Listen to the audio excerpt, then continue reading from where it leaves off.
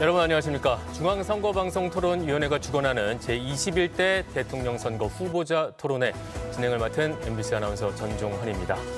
이제 대통령 선거가 정확히 일주일 남았습니다. 그리고 하루가 다르게 선거 열기는 뜨거워지고 있습니다. 오늘 토론회는 공직선거법 제82조의 2에 따라 국민 여러분께서 후보자를 선택하는 데 도움을 드리고자 마련됐습니다. 오늘 토론회는 MBC 상암 스튜디오에서 진행이 되고 있고요. MBC와 KBS, SBS 등 다양한 채널에서 2시간 동안 전국에 생방송됩니다. 중앙선거방송토론위원회 유튜브와 네이버 TV에서도 만나볼 수가 있고요. 아울러 청각장애인 여러분을 위해서 복지TV에서 후보자별 1대1 수어 통역 방송이 진행되고 있음을 말씀드립니다. 네, 오늘 토론회에는 공직선거법에서 정한 기준에 따라서 4명의 후보가 참석했고요. 좌석과 발언 순서는 모두 사전 추첨을 통해 결정됐음을 알려드립니다. 자, 오늘은 정치 분야에 관한 토론을 진행해 보겠습니다. 아마 우리 후보분들, 국민 여러분께 드리고 싶은 말씀이 많을 것으로 짐작이 되는데 먼저 각 후보의 시작 발언으로 토론을 열어보겠습니다. 발언 시간은 1분이고요. 순서에 따라서 기호 1번 더불어민주당 이재명 후보부터 말씀하시죠. 존경하는 국민 여러분, 더불어민주당 대통령 후보 이재명입니다. 이번 첫 토론이 열렸던 날은 45년 전 5.18 계엄군이 광주에 진입하던 날이었습니다. 그런데 또 묘하게 오늘 27일은 광주의 계엄군들이 광주에 있던 전남도청을 기습해서 우리 계엄군들을 마지막으로 살상한 최후의 날이었습니다. 그날 새벽에 한강 작가의 소년이 온다에 나오는 동호군, 문재학 군은 총에 맞아 사망했습니다. 그러나 그 문재학 군은 다시 작년 12월 3일에 우리 국민들로 회생해서 이번 내란을 확고하게 진압하고 있습니다. 총알이 강하지만 투표보다는 약합니다. 국민 주권을 회복하고 내란을 극복하는 이번 선거에 꼭 참여해 주십시오. 네, 다음은 기호 5번 민주노동당 권영국 후보 말씀하시죠. 국민 여러분 안녕하십니까. 민주노동당 대통령 후보 권영국입니다. 쿠팡 물류센터 야간조를 마치고 집으로 돌아와 씻지도 못한 채 다시 알바 앱을 켜야 하는 청년, TV 토론을 볼 시간도 관심을 둘 힘도 없는 그 청년에게 오늘 저는 이 자리에서 말을 건네고자 합니다. 정치가 밥 먹여주느냐 하는 물음, 그 포기와 체념을 저는 외면하지 않았습니다. 거리의 변호사였던 저는 법과 제도가 외면했던 그 한 사람의 삶의 앞에 늘 멈춰섰습니다. 정치란 그 한 사람에게 말을 건네는 일이라고 생각합니다. 선거 때면 찍어달라고 굽신거리지만 정작 정치는 그 청년의 편이 아니었습니다. 지친 어깨에 손을 얹고 저는 약속합니다. 당신의 삶도 바꿀 수 있다고, 내 편이 되어주겠다고 제가 약속드립니다. 네, 다음은 기호 2번 국민의힘 김문수 후보입니다. 적반하장이라는 말이 있습니다. 도둑이 경찰봉을 뺏어서 경찰을 때린다는 이야기입니다. 세상에 많은 독재가 있지만 주로 국민을 위해서 독재를 한다고 합니다. 그런데 범죄자가 자기를 방탄하기 위해서 독재를 하는 방탄 독재는 처음 들어봅니다. 세계 역사에 없는 것입니다. 자기를 유죄 판결했다고 해서 대법원장을 오히려 탄핵하겠다, 특검하겠다고 합니다. 자기를 기소한 검사를 탄핵을 했습니다. 뿐만 아닙니다. 지금 자기 마음에 안 들면 다 탄핵을 하고 있습니다. 오죽하면은 민주당을 대표했던 이낙연 전 총리가 이 괴물 방탄 독재를 막기 위해서 저를 지지하겠다고 합니다. 국민의힘과 굉장히 거리가 먼 분임에도 불구하고 이렇게 나와주셨습니다. 네, 마지막으로 기호 4번 개혁신당 이준석 후보 말씀하시죠. 작년 12월 3일 우리의 민주주의가 무너졌습니다. 비상계엄이라는 이름으로 헌법이 짓밟혔습니다. 그 책임을 외면한 채 이번에 후보를 낸 정당을 보며 국민은 묻습니다. 이것이 과연 상식인가? 우리는 아이들에게 이야기합니다. 사탕 준다고 따라가지 마. 그런데 지금 국가 재정에 대한 대책도 없이 뭐든 다 해주겠다는 후보를 따라가도 되는 걸까요? 우리 아이들에게 원칙 없는 나라를 물려줄 수는 없습니다. 이번 선거는 계엄을 옹호하는 비상식 세력, 포퓰리즘으로 유혹하는 반원칙 세력을 동시에 밀어내고 원칙과 상식을 되찾는 선거입니다. 빨간 윤석열이 지나간 자리를 파란 윤석열로 다시 채울 수는 없습니다. 보름달은 저물고 초승달은 차오릅니다. 초승달같이 새로운 시작에 대한민국의 미래를 맡겨주십시오. 저 이준석이 정치교체, 세대교체, 시대교체를 반드시 이뤄내겠습니다. 네, 고맙습니다. 오늘 정치 분야 토론 모두 3가지 주제를 준비했습니다. 첫 번째 주제는 사회자 공통 질문에 답변을 해주고 시간 총량제 토론으로 진행이 됩니다. 이어서 2가지 주제에 관한 후보들의 정치 외교 관련한 공약을 들어보고 주도권 토론으로 이어가겠습니다. 그리고 마지막으로 국민 여러분께 발언할 기회를 드리면서 토론회는 마무리가 됩니다. 자, 주어진 발언 시간 끝나면 마이크 자동으로 음소거 된다는 점 유념해 주시고요. 국민 여러분이 지켜보고 계시는 만큼 치열하지만 품격 있는 토론 기대해 보겠습니다. 자, 그럼 시작해 보겠습니다. 첫 번째 주제, 정치 양극화 해소 방안입니다. 먼저 사회자 공통 질문 드리겠습니다. 네, 현재 우리 사회는 정치 양극화와 이념 갈등이 심각한 수준입니다. 정치가 이를 극복하고 통합하는 역할을 하지 못하고 있다는 비판이 큰데요. 각종 매체를 통해 확산되는 가짜뉴스와 혐오를 부추기는 행태는 우리 사회 양극화를 더욱 심화시키고 있습니다. 후보들은 이런 정치 양극화를 해소하기 위한 방안으로 어떤 것들을 생각하고 있는지 들어보겠습니다. 자, 답변 시간은 1분 30초입니다. 먼저 권영국 후보부터 답변해 주시죠. 네, 정치 양극화는 사회적 불평등이 그 뿌리입니다. 지금의 정치는 상위 10% 기득권을 지키고 나머지 90% 시민들과는 점점 더 멀어지고 있습니다. 이 10대 90의 불평등 양극화가 드러나는 것을 두려워한 기득권은 음모론과 가짜뉴스로 현실을 덧칠했습니다. 혐오를 키우고 갈등을 부추기며 정치의 중심을 삶이 아닌 권력에 묶어버렸습니다. 저희들의 잘못입니다. 진보 정치의 책임이 큽니다. 노동자와 서민을 대변하라고 기회를 주셨지만 기대에 부응하지 못했습니다. 진심으로 국민 여러분께 반성합니다. 다시 일어서겠습니다. 이제는 서로를 악마로 만들며 소모적인 정쟁을 반복하는 정치가 아니라 비전과 정책으로 경쟁하는 정치로 나아가야 합니다. 그들은 서로 이기려고 정치를 하지만 우리는 함께 살자고 정치를 합니다. 그래서 바꿔야 합니다. 정치에서 밀려난 시민을 다시 중심에 세우는 일, 누가 할 수 있겠습니까? 진보 정치가, 민주노동당이 다시 시작하겠습니다. 저 권영국이 하겠습니다. 불평등에 뿌리를 둔 기득권 정치를 갈아엎고 진보 정치로 새 판을 짜겠습니다. 네, 이어서 김문수 후보 답변해 주시죠. 비명행사라는 말이 있습니다. 자기의 체포 동의안이 국회에서 가결되자 이것은 검찰과 반대파들이 내통한 것이라고 해서 자기를 반대한 파들을 제거하는 것입니다. 내 편이 아니면 다 응징하겠다는 이런 비명행사, 친명횡재 이런 평가를 하고 있습니다. 저 김문수는 저의 삶 자체가 국민 통합입니다.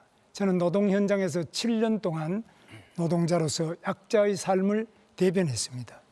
저는 전라남도 순천 출신의 아내를 맞이해서 영원함의 경계를 허물고 지금까지 잘 살고 있습니다. 좌와 우를 아우르면서 이념적 장벽을 걷어냈습니다. 정치가 권력을 내려놓고 특권도 폐지하고 약자를 보살피며 대화하면서 도와드려야 합니다. 제가 만남과 대화를 통해서 좌와 우, 노와 사, 빈부, 또 남녀, 동서 갈등을 해소하는 통합의 정치를 하겠습니다. 국민 통합, 말로 되는 것이 아닙니다. 실천으로 온 삶을 살아온 저 김문수가 반드시 해내겠습니다. 다음은 이준석 후보입니다. 예, 지금 우리 사회의 가장 심각한 가짜 뉴스는 부정선거 음모론입니다. 음모론에 빠진 대통령이 계엄령을 선포했습니다. 그런데 이 자리에도 부정선거 음모론을 믿으셨던 분이 두 분 계십니다. 이재명 후보, 김문수 후보. 좌우의 선동가들이 정말 부정선거를 믿어서 음모론을 퍼뜨리지는 않았을 겁니다. 정치 팬덤을 결집하기 위해서 아니면 선거 패배를 인정하기 싫어서 혹은 돈을 벌려고 부정선거를 소재로 영화까지 만들어서 음모론의 야바이꾼 역할을 했습니다. 우리 사회의 가장 큰 문제는 이처럼 국민을 속이고도 반성하거나 사과하지 않는다는 겁니다. 이번에도 자신이 음모론에 빠졌던 증거를 제시하자 기억이 나지 않는다는 무책임한 거짓말을 반복하고 있습니다. 독일 공산당원의 주장을 베껴서 국민들을 가르치려고 했던 호텔 경제학, 커피 원가 120원 발언, 유령섬이 된 거북섬 등 자신의 발언이 틀렸으면 사과를 하면 되는데 끝내 자기가 옳다고 우기면서 정치적 팬덤을 동원해가지고 공격을 시도합니다. 이런 나쁜 정치인 때문에 정치 양극화가 심해지고 지금 우리나라가 극단적 갈등으로 몸살을 앓고 있다고 생각합니다. 해결 방법은 분명합니다. 거짓말하는 대통령이 아니라 바른 말하는 대통령을 뽑아주십시오. 낡은 기득권이 아니라 압도적 새로움을 선택해 주십시오. 바야흐로 오렌지빛 선거혁명을 이룰 때라고 생각합니다. 저 이준석이 대한민국 정치를 바꿔내겠습니다. 네, 마지막으로 이재명 후보 답변해 주시죠. 네, 국민 여러분, 정치 양극화 지금 심각하지요. 정치는 본질적으로 대화하고 소통하고 상대를 존중하고 인정하고 타협하는 것입니다. 그런데 대한민국에는 일방적으로 자기 주장만 하고 상대를 절멸시키려는, 아예 없애버리는 그런 시도를 하기도 합니다. 가장 대표적인 극단적인 형태가 바로 이번에 계엄이죠. 아예 야당을 전부 말살시켜버리겠다. 대한민국의 모든 권력을 혼자 갖고 영구적으로 그 권력을 누리겠다. 이게 군정을 지도한 군사 쿠데타의 본질입니다. 이런 양극화의 근본 원인은 정치적으로 실력 없는 정치 집단들이 충직하게 실력을 발휘해서 국민들로부터 신임을 받는 게 아니고 노동자와 기업, 동쪽, 서쪽, 남녀, 노소 이런 식으로 장애인, 비장애인 이렇게 갈라가지고 대립, 갈등을 시킨 다음에 그 상대편으로부터 이 지지를 획득하는 이런 어쩌면 게으르고 아주 나쁜 의도에서 시작된 것입니다. 양극화를 극복하는 타협하고 공존하는 정치를 만드는 것은 대통령의 가장 큰 책무입니다. 그래서 대통령이라고 합니다. 소통과 대화, 협치를 복원하겠습니다. 유능한 사람들을 편을 가리지 않고 제대로 쓰겠습니다. 실력을 인정받아서 정치적 지지를 획득하겠습니다. 그리고 야당과 대화하고 인정하겠습니다. 네, 후보들의 말씀 잘 들었습니다. 이제 정치 양극화 해소 방안에 대한 시간 총량제 토론으로 이어가겠습니다. 각 후보가 발언할 수 있는 총량은 6분 30초입니다. 그리고 한 번 발언할 때 되도록 1분 30초를 넘지 않도록 해주시고요. 손을 드시면 제가 발언권을 드리겠습니다. 또 2분 이상 동시에 손을 든 경우에는 남은 시간이 많은 분께 제가 먼저 발언권을 드리도록 하겠습니다. 그럼 지금부터 본격적인 토론 시작해 보겠습니다. 권영국 후보부터 발언 시작하시죠. 네, 22대 국회에는 법조인 출신이 60명입니다. 법조인은 5만 7천 명으로 전체 인구의 0.1%밖에 되지 않습니다. 그런데 국회의석의 20%를 차지하고 있습니다. 공직자 출신도 40명이 넘습니다. 그런데 200만 농민 중에는 국회의원이 단 1명, 900만 비정규직 노동자 중에도 단 1명, 500만 자영업자 중에는 단 3명만이 존재합니다. 이게 바로 우리의 국회의 현실입니다. 이게 말이 됩니까? 이게 과연 국민 전체를 대표하는 국회라고 할 수 있습니까? 노동자와 시민의 삶은 국회에서 극소수입니다. 그래서 준연동형 비례대표제를 도입했는데 양당이 서로를 핑계 삼아서 위성정당을 만들고 정치개혁을 무력화시켰습니다. 정치개혁을 하려면 위성정당이 반복되어서는 안 됩니다. 여야가 위성정당을 하지 않겠다고 약속하고 위성정당 방지법을 여야 합의로 도입해야 합니다. 우선 이재명 후보님과 김문수 후보님께 위성정당 방지법 도입하고 위성정당 하지 않겠다고 약속할 수 있는지 답변 부탁드립니다. 제가 먼저 할까요? 네.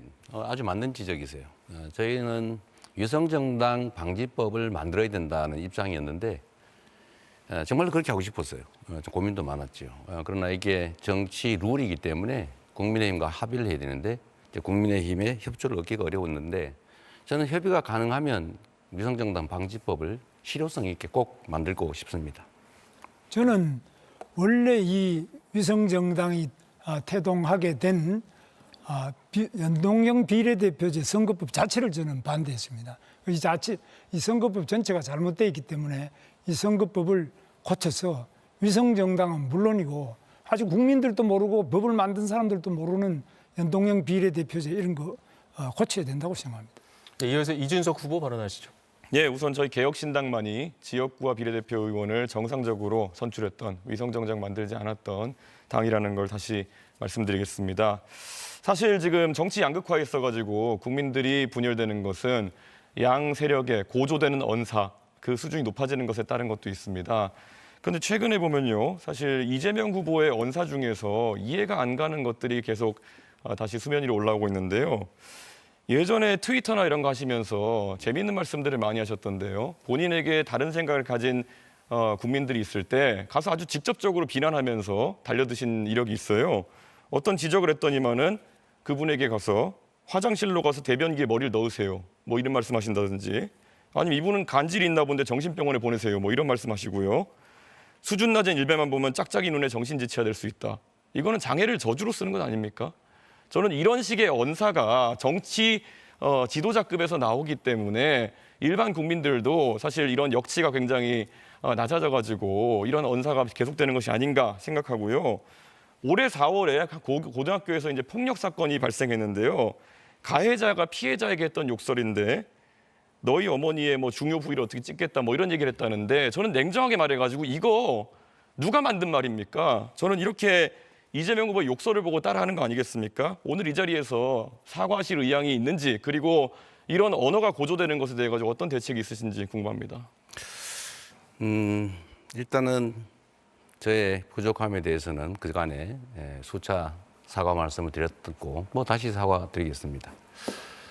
그리고 그 말은 제가 한 말이 아니고 우리 형님이 어머니한테 한 말인데 그런 소리 하는 걸 왜 안 말랐느냐라고 제가 좀 과하게 표현한 것이었다는 설명을 좀 드립니다.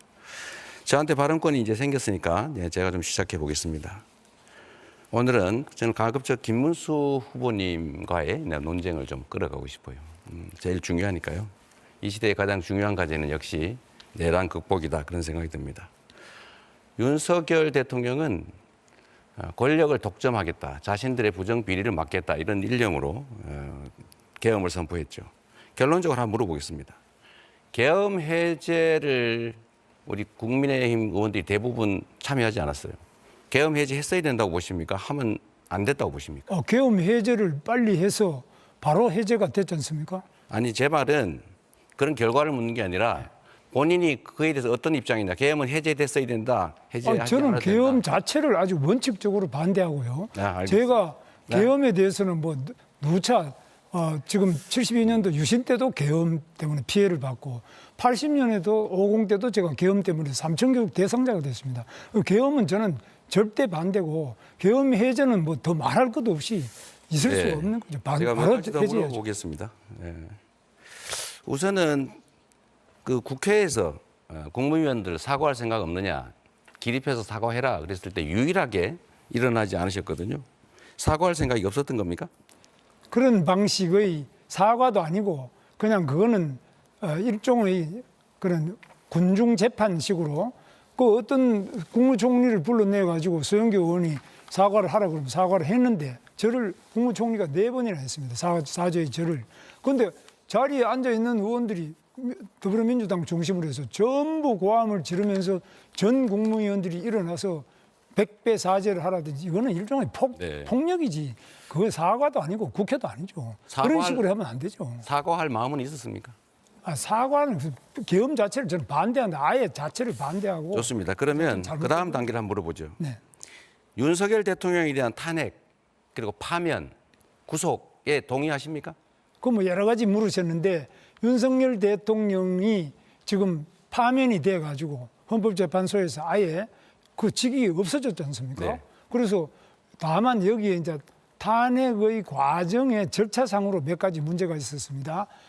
그 처음에는 이것이 과연 내란이냐 아니냐 하는 부분을 국회가 냈던 소추장 자체를 스스로 그 부분을 제외한 부분이 있고요. 그다음에 그 외에도 절차상으로 구속장된 문제는 이런 게 있었는데 어떻든 간에 일단 파면이 됐습니다. 그렇기 때문에 우리가 오늘 선거를 하는 거고 제가 그걸 인정하기 때문에 이렇게 후보로 나온 겁니다. 탄핵하는 게 타당했다, 파면하는 게 타당했다 이렇게 생각하신다는 겁니까? 지금 뭐 그렇지 않습니까? 헌법재판소에서 판결을 난 거니까. 자, 네, 그러면 이 질문 듣고 그럼 나지만- 물어보겠어요. 네, 하나만. 이 질문까지만 듣도록 하겠습니다.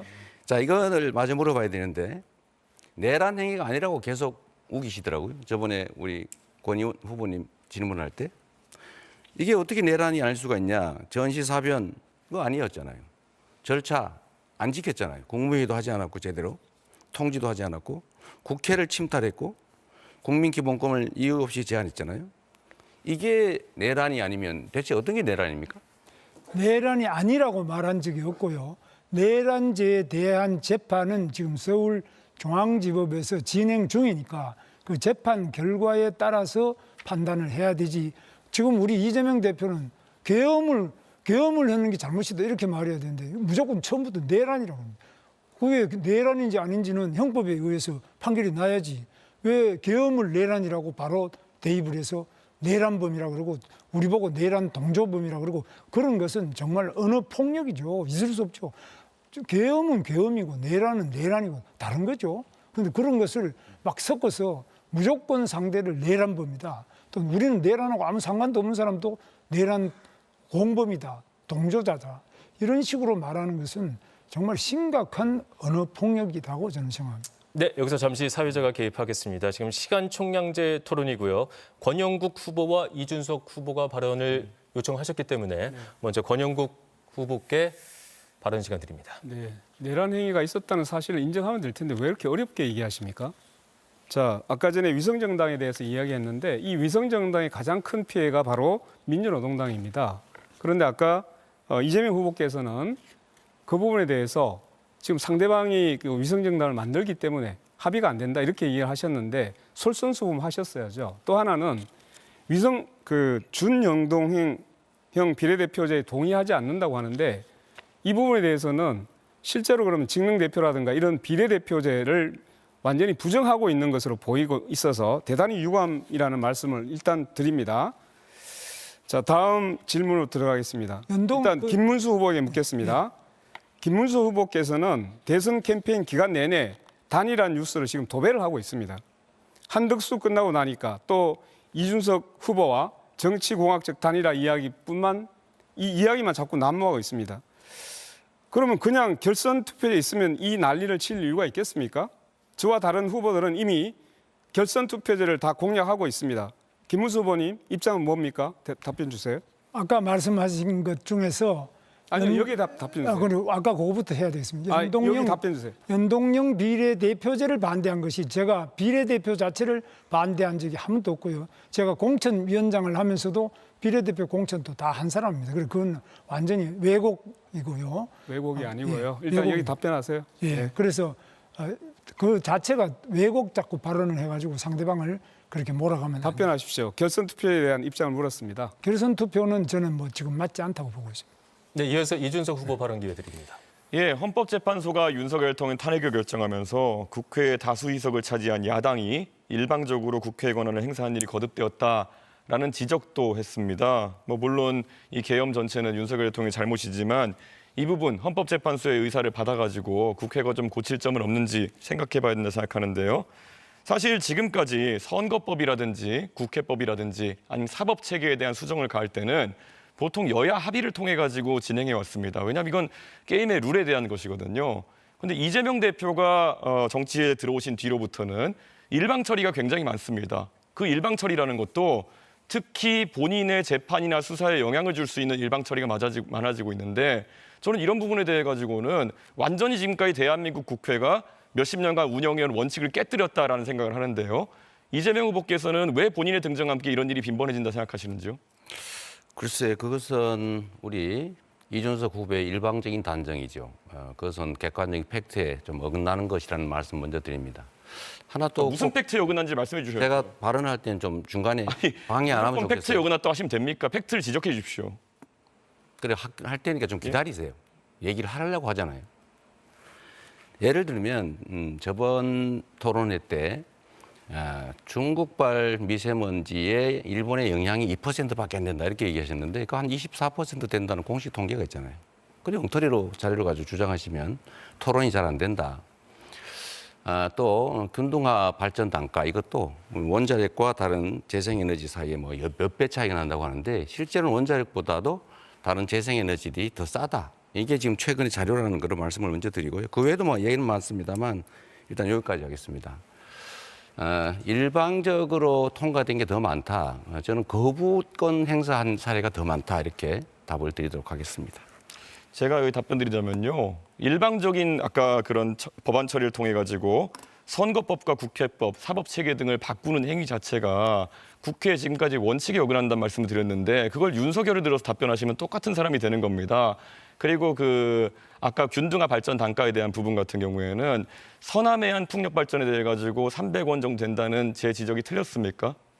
그거는 우리나라는 아직 규모의 경제가 확립되지 않은 단계라서 규모화가 이루어지고 대규모 발전을 하기 시작하면 단가가 추세적으로 떨어진다. 이 말씀드린 거예요. 그럼 틀린 게 아니네요, 그러면. 아니죠. 지금 그건 단계는 얼마입니까, 그러면? 예측하고 있는 전체 평균 단가는 매년 달라지고 있어요. 얼마로 계속 예측하십니까? 제시해 주십시오. 제가 보기로는 유럽 기준으로 하면 50원, 70원 이런 정도까지 충분히 떨어질 수 있습니다. 대한민국의 서남해 풍력 발전 단가가 50원까지 네, 떨어진다. 저는 가능하다고 봅니다. 자, 권영국 후보가 발언 신청했습니다. 권영국 후보 발언하시죠. 네네, 아까 자꾸 끊기는데요.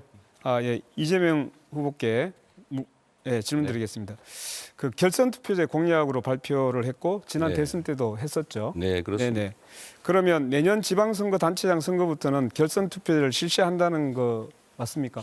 글쎄요, 이게 지방선거까지 확장할 수 있을지는 좀 생각을 깊이 해봐야 되겠습니다. 아니 결선 지금 투표제가 제가 되면- 말씀드린 거는 네. 헌법상의 대통령 선거에 관한 결선 투표를 얘기한 것이었습니다. 네. 네, 그래서 생각해봐야 되겠어요. 네네. 연이어서 묻겠습니다. 네. 이재명 민주주의 성평등의 핵심은 의회에서 네. 성별의 동등한 대표성을 보장하는 것입니다. 네. 국가인권위에서도 공천할 때 특별 성별이 60%를 넘지 않게 하라고 권고한 바 있습니다. 네. 그러나 현재 지켜지지 않습니다. 20대 국회 여성 비율은 20%, 60명에 불과합니다. 역대 최다인데도 OECD 평균 33%에 한참 못 미칩니다. 네. 현재 성평등 공천 규정에 강제성이 없습니다. 저는 지역구 공천에서 여성을 최소 30% 이상 공천하지 않으면 정당 국고보조금을 삭감해야 한다고 생각합니다. 최소한 그래야 지켜지지 않겠습니까? 라는 게 제 생각입니다. 네. 후보님, 여기에 대해서 어떻게 생각하시는지 답변 부탁드립니다. 그것도 유용한 방법일 수 있겠죠. 뭐 여야가 합의하면 전 충분히 해볼 수 있다고 생각되는데 글쎄 지금 단계에서는 아마 그 숫자를 채우는 게 현실적인 어려움이 좀 있어서 많은 노력이 좀 필요할 것 같아요. 좋은 제안이시긴 합니다. 방향도 맞습니다. 그런데 이제 이재명 후보께서 답변이 검토는 하는데 계속적으로 나중으로 밀리고 있어서 그럼 과연 지금 할 수 있는 게 뭔지를 저도 굉장히 좀 의문스럽습니다. 네, 알겠습니다. 제가 답을 잠시만요. 좀- 이재명 제가 답을 제가 아무도 답까지 안 듣고 했습니다. 나서 그러면 제가 이준석 아무도 후보 안 발언 신청했기 때문에 발언 신청 좀 늦었습니다. 아무도 안 김문수. 했습니다. 먼저 네, 그 다음에 드리도록 하겠습니다. 발언 순서는 먼저 신청한 네. 후보께 먼저 드리게 되어 있습니다. 때문에 이재명 후보 답변을 듣고 이준석 후보 답변을 말씀을 듣고 그 다음에 김문수 후보께 드리겠습니다. 말씀하시죠. 네, 이게 특정성 그러니까 소수성이 30%, 40%를 넘어야 된다라는 일정한 기준을 정하고 강제력을 부여하는 것은 좀 다음 단계에서 저는 충분히 검토해야 된다고 생각합니다. 우리 김문수 후보께서 제가 소수성을 성소수라고 잘못 표현한 그걸 꼬투리 잡아서 제가 소수성을 30% 할당한다고 얘기한다고 저를 비난하시던데 그건 한참 몇 년 전에 다 해명한 거니까 앞으로는 좀 그러지 않으시면 좋겠고요. 자, 발언할 기회를 얻었으니까 이준석 후보한테 좀 하나 물어볼게요. 저번에 답변하신 거와 관련이 있는데 그날 그 계엄 해제하는 날 거기서 정족수가 찼으니까 자기는 뭐 다투고 있었다 뭐 그런 취지예요. 그런데 이거 정말 중요한 국가지 대사 아닙니까? 강남에서 술 드시다가 바로 국회로 온 것도 아니고 집에 가서 옷 갈아입고 샤워하고 그러고 지금 국회에 와서 다시 또 확인하면서 안 들어가고 그 다툼하면서 시간을 보냈다는 거잖아요. 다른 사람들은 국민들은 슬리퍼 신고 막 슈퍼 나왔다가 우다닥 이 국회로 딱 쫓아온 사람도 있고 옷도 제대로 못 입고 온 사람들이 많았고 의원들 중에도 화장도 못한 여성 의원들이 그냥 국회로 바로 쫓아와서 담 넘고 여성들이 했는데 이준석 후보는 술 드시다가 그때 알아서 집에 가서 샤워하고 거기서 이렇게 시간 끌고 있다는 게 도저히 납득이 안 되는데 해명을 한번 해봐 주시죠. 집에 가까운 위치에 있었고 그리고 식사 자리에 있던 다른 의원도 똑같이 했습니다. 그리고 제가 말씀드리지만은 제가 안 들어가려고 했다는 말씀은 허위 사실입니다. 제가 들어가려고 노력하던 모습이 다 찍혀 있는 것이고요. 담을 넘느냐 이런 문제 같은 경우에는 그 자리에 민주당 의원도 있었습니다. 4명의 의원이 같이 있었는데 국회 경비대가 담을 차단한 상황이었고 저는 거기에서 계속 들어가려고 하는 모습이 영상에 남아있는 것인데 안 들어가려고 했다? 무슨 허위 사실을 주장하시는 겁니까? 거기서 말다툼을 하고 있을 때 옆에 누군가가 의원님 담 넘어서 들어가셔야 됩니다 하니까 시끄러 임마 이러면서 말 막았잖아요. 그때는 다른 이미 사람들은 표결이 거기 끝난 있다가 뒤였습니다. 넘어서 옆으로 해서 담을 넘어갔거든요. 그때는 이미 표결이 끝난 뒤였습니다. 글쎄, 한참 그거는- 뒤였습니다. 그래서 제가 물어보는 핵심은 왜 집에까지 가서 샤워하고 옷 갈아입고 너무 여유롭지 않았냐 그 말씀 드리는 거예요. 똑같은 이유라면 제가 지난번에 말씀드린 것처럼 그럼 그때 들어오지 않은 민주당 의원 17명은 어떤 분들입니까? 땀 얘기하지 말고 본인 얘기를 해보세요. 아니요. 같은 기준을 적용하셔야죠. 아니 내가 물어본 건 본인 얘기예요. 자꾸 논점을 흐리지 뭘 마시고. 원하시는 건지 모르겠어요. 그러니까 왜 제가 그랬냐고 물어보죠. 저를 도덕적으로 비난하시려는 겁니까? 아니면 어떤 기준을 잡으시는 겁니까? 질문에 답을 하시는 게 좋지 않겠어요? 그러니까 무엇을 문제 삼으시는 아니 왜 겁니까? 집에 가서 샤워하고 그렇게 여유 있게 했냐? 나라의 운명이 달린 여유 일에. 있게 하지 않았습니다. 즉시 가서 즉시 나왔습니다. 글쎄 그게 그렇다고 하니까 그렇게 알겠습니다. 긴밀하게 민주당 의원 2분이랑도 소통하고 있었습니다. 계속. 됐습니다. 네, 좀 톤을 낮춰야 되겠네요. 그다음 제가 네, 김문수 후보 발언하시죠. 네, 저는 이재명 후보가 지금 본인이 재판을 5개를 받고 있지 네. 않습니까? 근데 이 재판 5개가 전부 다 보통 재판도 아니고 대장동, 위례신도시, 백현동, 성남FC, 뭐 특정경제가중처벌법상 배임에 또 부패방지법 위반, 제3자 뇌물, 범죄수익 은닉규제법 위반, 그리고 20대 대선의 그 허위사실 공표죄 뭐 이런 것들입니다. 그리고 법인카드 사적 유용 문제, 그리고 쌍방울 대북 송금 사건 이런 건데 이게 지금 한두 가지도 아니고 이렇게 많은 재판을 동시에 받는데 이 재판을 본인이 대통령이 되면은 다 중지시키는 재판 중지법 이런 것도 만들고요. 또 대법원에서 선거법상 허위사실 유포죄 이런 거 하니까 공직선거법도 지금 바꾸고 있고 또 대법원 판결 말고 딴 것도 하고 있다는데 이런 상태에서 더구나 또 지금 미국의 워싱턴 한인 회장이 제임스 신 그 회장이 우리 이재명 회장을 고소를 했습니다. 고발을 해놨는데 바로 국무부에도 고발하고 또 상무부에도 고발하고 유엔 안보리도 고발해놨습니다. 이게 유죄 판결이 나면은 사실 대외 활동에도 굉장히 어렵습니다.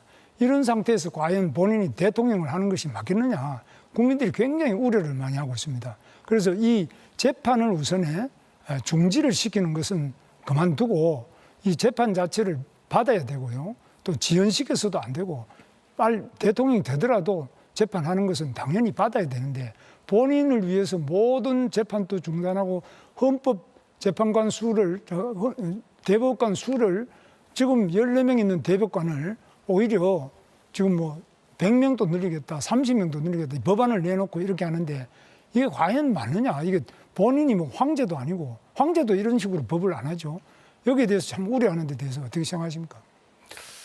일단은 그 수없이 많은 기소는 우리 김 후보님이 속한 이 검찰 정권, 윤석열 정권의 증거 없는 조작 기소의 실상을 보여주죠. 증거가 없잖아요. 지금까지 있었으면 제가 이렇게 멀쩡했겠어요. 그럼 증거 없는데 왜 국민들이 유죄가 인정했겠습니까? 나옵니까? 말하는 거 좀 할 수 있게 허용해 주시겠습니까? 네. 그리고 이런 일반적인 사법 절차에 관한 문제는 법과 원칙에 따라서 정해지는 대로 따르면 되고 그런 법률들은 국회에서 아직 논의 중이기 때문에 단정하지 마시면 좋겠어요. 네, 이재명 후보의 발언 시간은 모두 마무리가 됐습니다. 앞서 먼저 발언권을 신청한 이준석 후보 발언하시죠. 예, 제가 이재명 후보에게 물어볼 것이 있었는데 발언 순서가 엉키는 바람에 질문해도 답변을 들을 수 없는 상황이 됐습니다. 만약 답변을 듣고 싶다면 예. 이준석 후보의 시간을 양도할 수 있습니다. 예, 사실 지난 토론에서 많은 분들이 놀랐을 것이 이재명 후보가 호텔 경제학을 또 방어하기 위해서 루카스 자이제라는 분을 들고 나와가지고 그분을 아는지 저한테 물어봤었는데요. 저는 더 놀랐던 것이 이분이 알고 보니까 공산당 기관지, 독일 공산당 기관지의 편집장을 지내신 분입니다. 이재명 후보께서는 이런 분들 기관지를 읽고 이런 분들을 아시는 건지 어떤 경로로 루카스 자이제의 사상을 접하신 건지 이해가 가지 않았고요. 저는 이런 사례를 드실 때 어떻게 조사하셨으면 국민들에게 본인의 호텔 경제학을 방어하기 위해 가지고 공산주의자의 철학을 들고 와서 가르치려고 드시느냐. 저는 이게 의아하거든요. 이 해프닝에 대해 가지고 어떻게 본인이 이 루카스 자이제의 사상을 알게 되었으며 잘못 설명한 것에 사과하실 의향이 있는지 궁금합니다. 시간을 양도하시겠습니까? 예, 10초 드리겠습니다. 10초 드리겠습니다. 20초 드릴게요. 예. 20초입니다. 감사합니다. 우선은 뭐든지 이렇게 종북몰이 하듯이 그렇게 공산당몰이 안 하시면 좋겠어요. 두 번째로는 그 사례는 한국은행의 책자에도 나오는 사례예요. 루카스 차이제가 어떤 사상을 갖고 있는지 저는 관심도 없습니다. 더 중요한 거는 이건 아주 고전적인 단순화된 경제 흐름에 관한, 돈의 흐름에 관한 아주 일반적인 사례예요. 100유로 이야기, 100달러 이야기, 5만 원 이야기. 그 얘기를 한 건데 전체를 얘기하면 전체를 보시고 그중에 일부 이걸 왜곡 과장해가지고 이거를 침소봉대하지 않는 게 좋지 않을까. 그게 진정한 토론 아닐까 그런 생각이 듭니다. 20초 지났습니다. 제가 사실 가장 놀라운 것이 우리 이제 세 번째 토론이기 때문에 유권자분들이 이재명 후보의 패턴을 읽으셨겠지만 본인이 지난 토론에서 먼저 저에게 루카스 차이제 아냐고 물어보신 다음에 지금 저한테 종북몰이 하지 말라고 하고 계십니다. 이게 얼마나 황당한 상황입니까? 본인이 어쨌든 남을 가르치기 위해 가지고 당신 이 사람 아느냐 물어보고 제가 안다고 대답했더니만은 본인이 사전 지식 조사가 안 돼 있어가지고 공산주의자의 사상인 것을 독일 공산당의 반자본주의자 이야기인 것을 모르고 국민들한테 소개했던 것 아니겠습니까? 그럼 지금 와가지고 회피한다고 저렇게 말씀하시는 것 이게 바로 이재명 후보가 국민들을 대하는 태도다. 저는 계속 이렇게 발뺌하는 방식으로 토론을 할 것 같으면은 국민들이 올바른 검증을 할 수 없다. 그래서 저는 이재명 후보에게 오늘 제안합니다.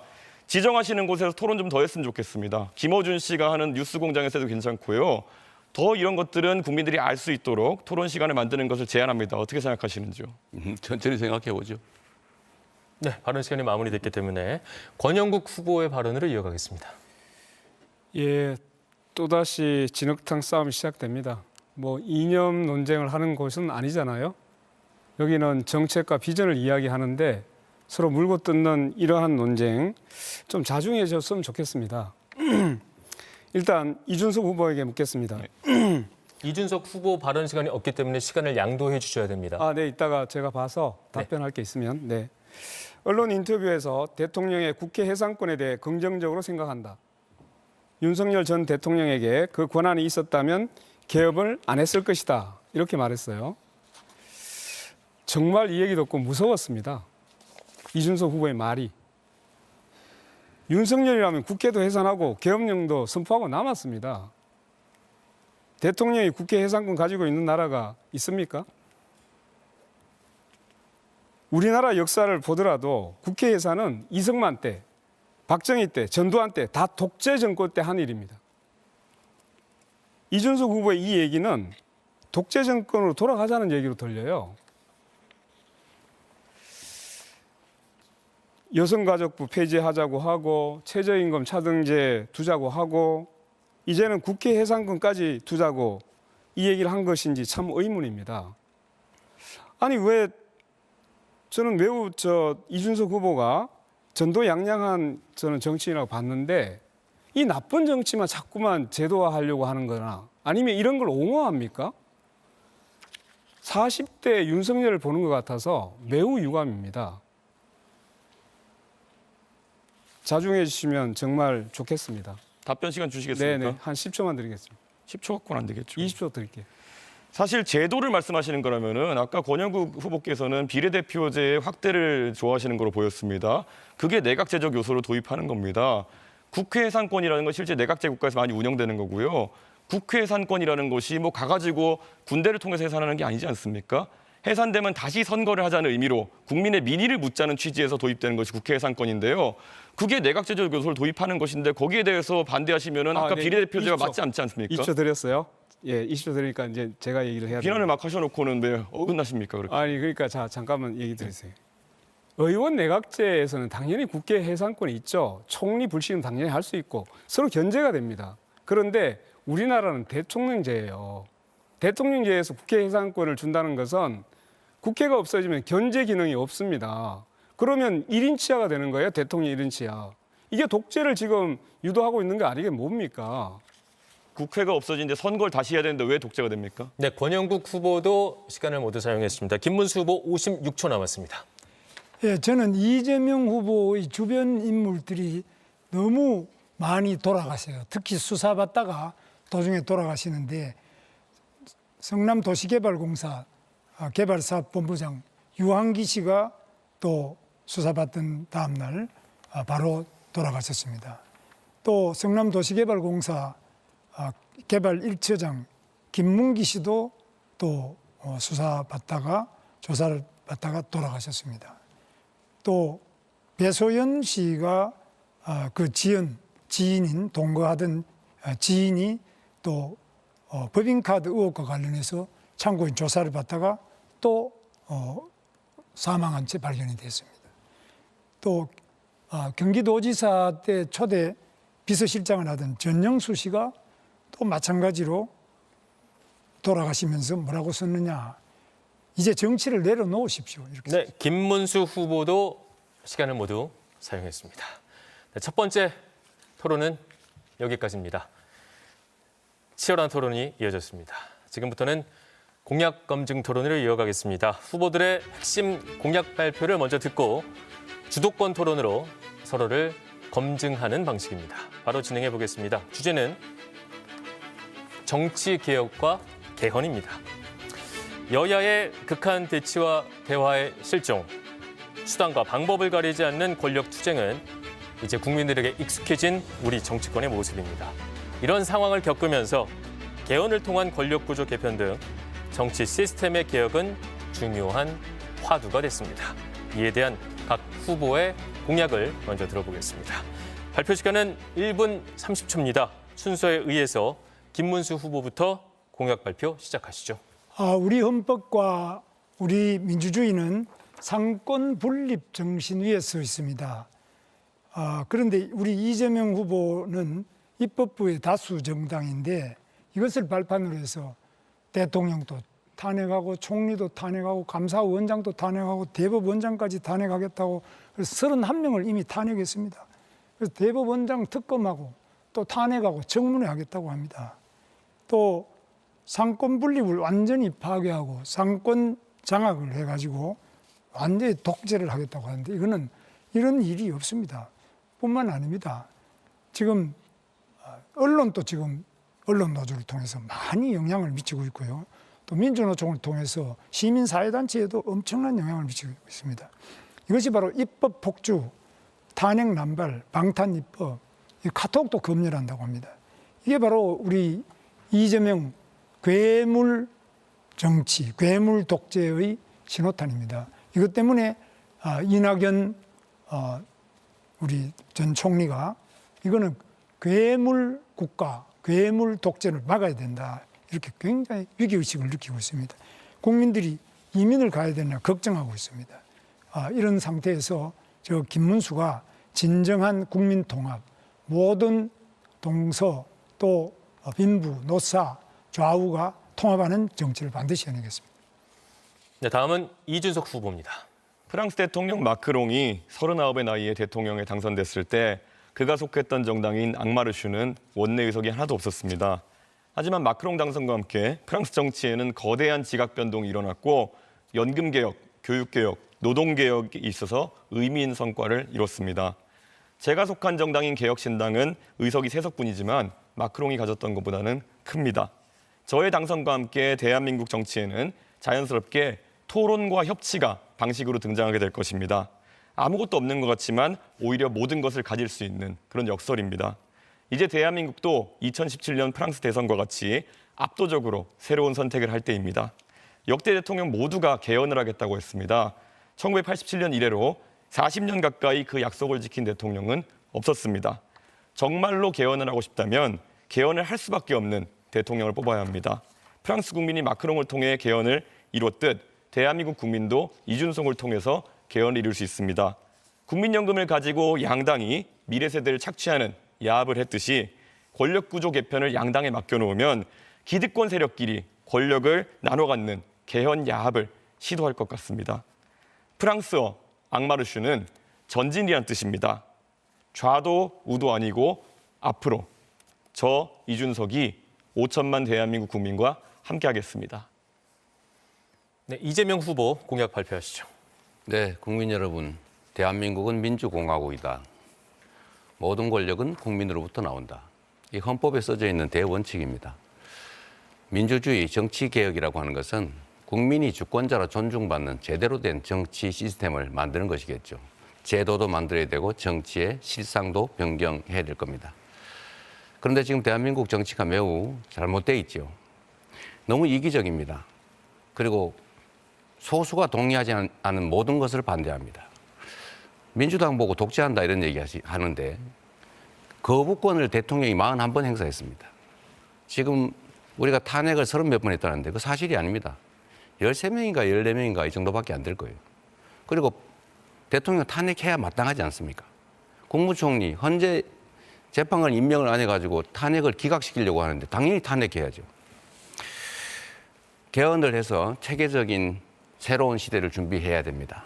저는 몇 가지 말씀을 미리 드렸습니다만, 첫째, 5.18 광주 민주화운동의 정신을 헌법 전문에 수록하고 책임 정치를 위해서 4년 연임제를 한 번에 한해서 이어서 할 수 있는 연임제를 도입하고 결선 투표를 도입할 필요가 있습니다. 당연히 계엄의 요건을 엄격하게 강화해야죠. 그리고 대통령의 거부권도 제한해야 됩니다. 국민의 기본권을 강화하고 그리고 지방자치와 분권을 강화하는 방향으로 헌법을 개정하겠습니다. 네, 마지막으로 권영국 후보 공약 발표하시죠. 네, 국민 여러분, 지금 우리는 어떤 개헌을 해야 합니까? 국가는 무엇이고 헌법은 왜 존재해야 합니까? 국가는 시민의 존엄을 지키기 위해 존재하고 헌법은 그 존엄을 지키기 위한 우리 사회의 약속입니다. 개헌은 그 약속을 지금의 시대 정신에 맞게 개정하는 일입니다. 헌법 자체를 부정하고 탄핵을 반대한 세력은 개헌을 말할 자격이 없습니다. 그러면 누가 개헌을 해야 합니까? 개헌은 시민이 주체가 되는 일입니다. 노동자, 여성, 청년, 사회적 약자를 포함한 모든 시민이 참여하여 함께 만드는 광장 개헌이 되어야 합니다. 우리는 기득권 유지와 권력 안배를 위한 개헌이 아니라 차별과 불평등을 타파하는 개헌을 추진합니다. 다시는 윤석열과 같은 내란이 반복되지 않도록 계엄 조항을 고치고 5.18 정신을 헌법에 담는 것으로 출발하겠습니다. 그 방향은 분명합니다. 87년 민주화 이후 38년 만에 추진하는 개헌은 정치인을 위한 개헌이 아니라 시민을 위한 개헌이어야 합니다. 차별을 금지하는 평등헌법, 노동이 존중받는 노동헌법, 식량주권을 지키는 농민헌법, 기후정의를 실현하는 기후헌법, 사회적 약자를 보호하는 돌봄헌법. 저 권영국이 이 개헌을 시민 여러분과 함께 만들어 가겠습니다. 감사합니다. 네, 후보들의 공약 들어봤고요. 주도권 토론으로 바로 이어가도록 하겠습니다. 주도권을 가진 후보가 상대 후보를 지명을 해서 주제와 공약에 대해서 질문과 답변을 이어가며 주도권을 갖고 토론을 하면 됩니다. 각 후보의 주도권 토론 시간은 6분 30초입니다. 주도권을 가진 후보는 한번 발언하거나 질문을 할 때 가급적이면 1분 안으로 해주시면 되겠습니다. 주의하실 사항은 두 가지입니다. 반드시 2명 이상과 토론을 해야 되고요. 상대 후보 답변 시간 최소 30초를 보장해야 됩니다. 이대로 진행이 되지 않는다면 사회자가 개입한다는 점 말씀드립니다. 자, 그럼 김문수 후보부터 주도권 토론 시작하겠습니다. 예, 아까 제가 이재명 후보의 여러 가지 재판, 지금 5개나 받는 재판과 또 주변 인물이 많이 사망을 하는 그런 참사가 있었는데 성남시장하고 경기도지사밖에 안 했는데 이 정도인데 앞으로 대통령에 대해서 그런 많은 권한을 가지고 개발도 하고 각종 사업도 하고 주변에 많은 사람들이 있을 건데 과연 국민들이 불안해하는 거는 이런 분이 성남시장 할 때 조그마한 대장동 하나 개발하는데도 이 정도 수천억의 의혹이 생기고 무수한 사람들이 재판받고 온 나라를 뒤흔들었는데 또 본인은 그게 당군 일에 제일 잘하는 개발이라고 이렇게 한때 말한 적이 있어요. 그래서 이런 분이 대통령이 돼서 만약에 각종 국토 개발을 한다, 각종 사업을 한다, 주변에 또 많은 공직자를 제대로 거느릴 수 있을까? 또 이재명 후보는 성남시장이나 또 경기도지사를 할 때도 뭐 제가 할 때는 굉장히 깨끗하게 해서 청렴도를 전국 1위로까지 오르는데 이재명 후보는 그걸 또 상당히 부패한 이 경기도 또 성남시로 만들어버리고 부패 정도가 아니라 역사상 이렇게 정말 아수라라는 영화에 나와 있는 것처럼 그게 이 아수라라는 영화가 정말 성남시를 딱 상징하는 그런 영화입니다. 이렇게 돼가지고 온 주변이 비리와 감옥 투옥되고 또 많은 사람들이 갑자기 수사받다가 죽어버리고 또 아까 그 제가 말씀드렸습니다만은 도시공사 경기도지사 첫 비서실장이었는 전영수 실장은 이제 정치를 내려놓으십시오. 더 이상 희생은 없어야 하지 않겠습니까? 이런 이야기에 대해서 저는 굉장히 가슴 아프게 생각하는데 어떻게 보십니까? 이래가지고 어떻게 대통령 해가지고 제대로 할 수 있는지 지금이라도 저는 사퇴하시는 것이 맞지 않느냐 이렇게 보는데 어떻습니까? 네, 전혀 근거 없는 일방적인 주장 잘 들었습니다. 검찰이 없는 사건 만들려고 강압 수사를 심하게 하니까 그 사람들이 괴로워서 그렇게 된 거 아닙니까? 저에 대해서 구체적 증거를 하나라도 대보십시오. 제가 부정부패를 저질렀는지. 저는 업자를 만난 일도 없고 그들이 커피 한 잔 얻어먹은 일이 없어요. 그 사람들이 사망한 것은 그 검찰의 가혹한 그 압박 수사 때문이죠. 그 돌아가신 분들은 정말로 가슴 아프게 생각합니다. 자, 이제 시간이 다 됐는데 지금 보세요.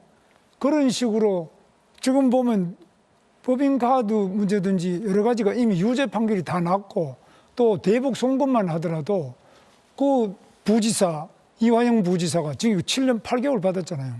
감옥에 앉아가 있고 다 지금 현재 유죄 판결을 받아가지고 있는데 증거가 하나도 없다. 그럼 무슨 증거를 원하십니까? 그동안 검찰의 공소장이다, 재판의 판결문이다, 유죄 판결이 다 나가지고 많은 사람들이 이 오죽하면은 전영수 경기도지사 첫 비서실장은 유서에서 그랬습니다. 유서에서 이제 정치를 내려놓으십시오. 더 이상 희생은 없어야 되지 않겠습니까? 이분이 돌아가시면서 괜히 그러면 허위 사실을 유포하겠습니까?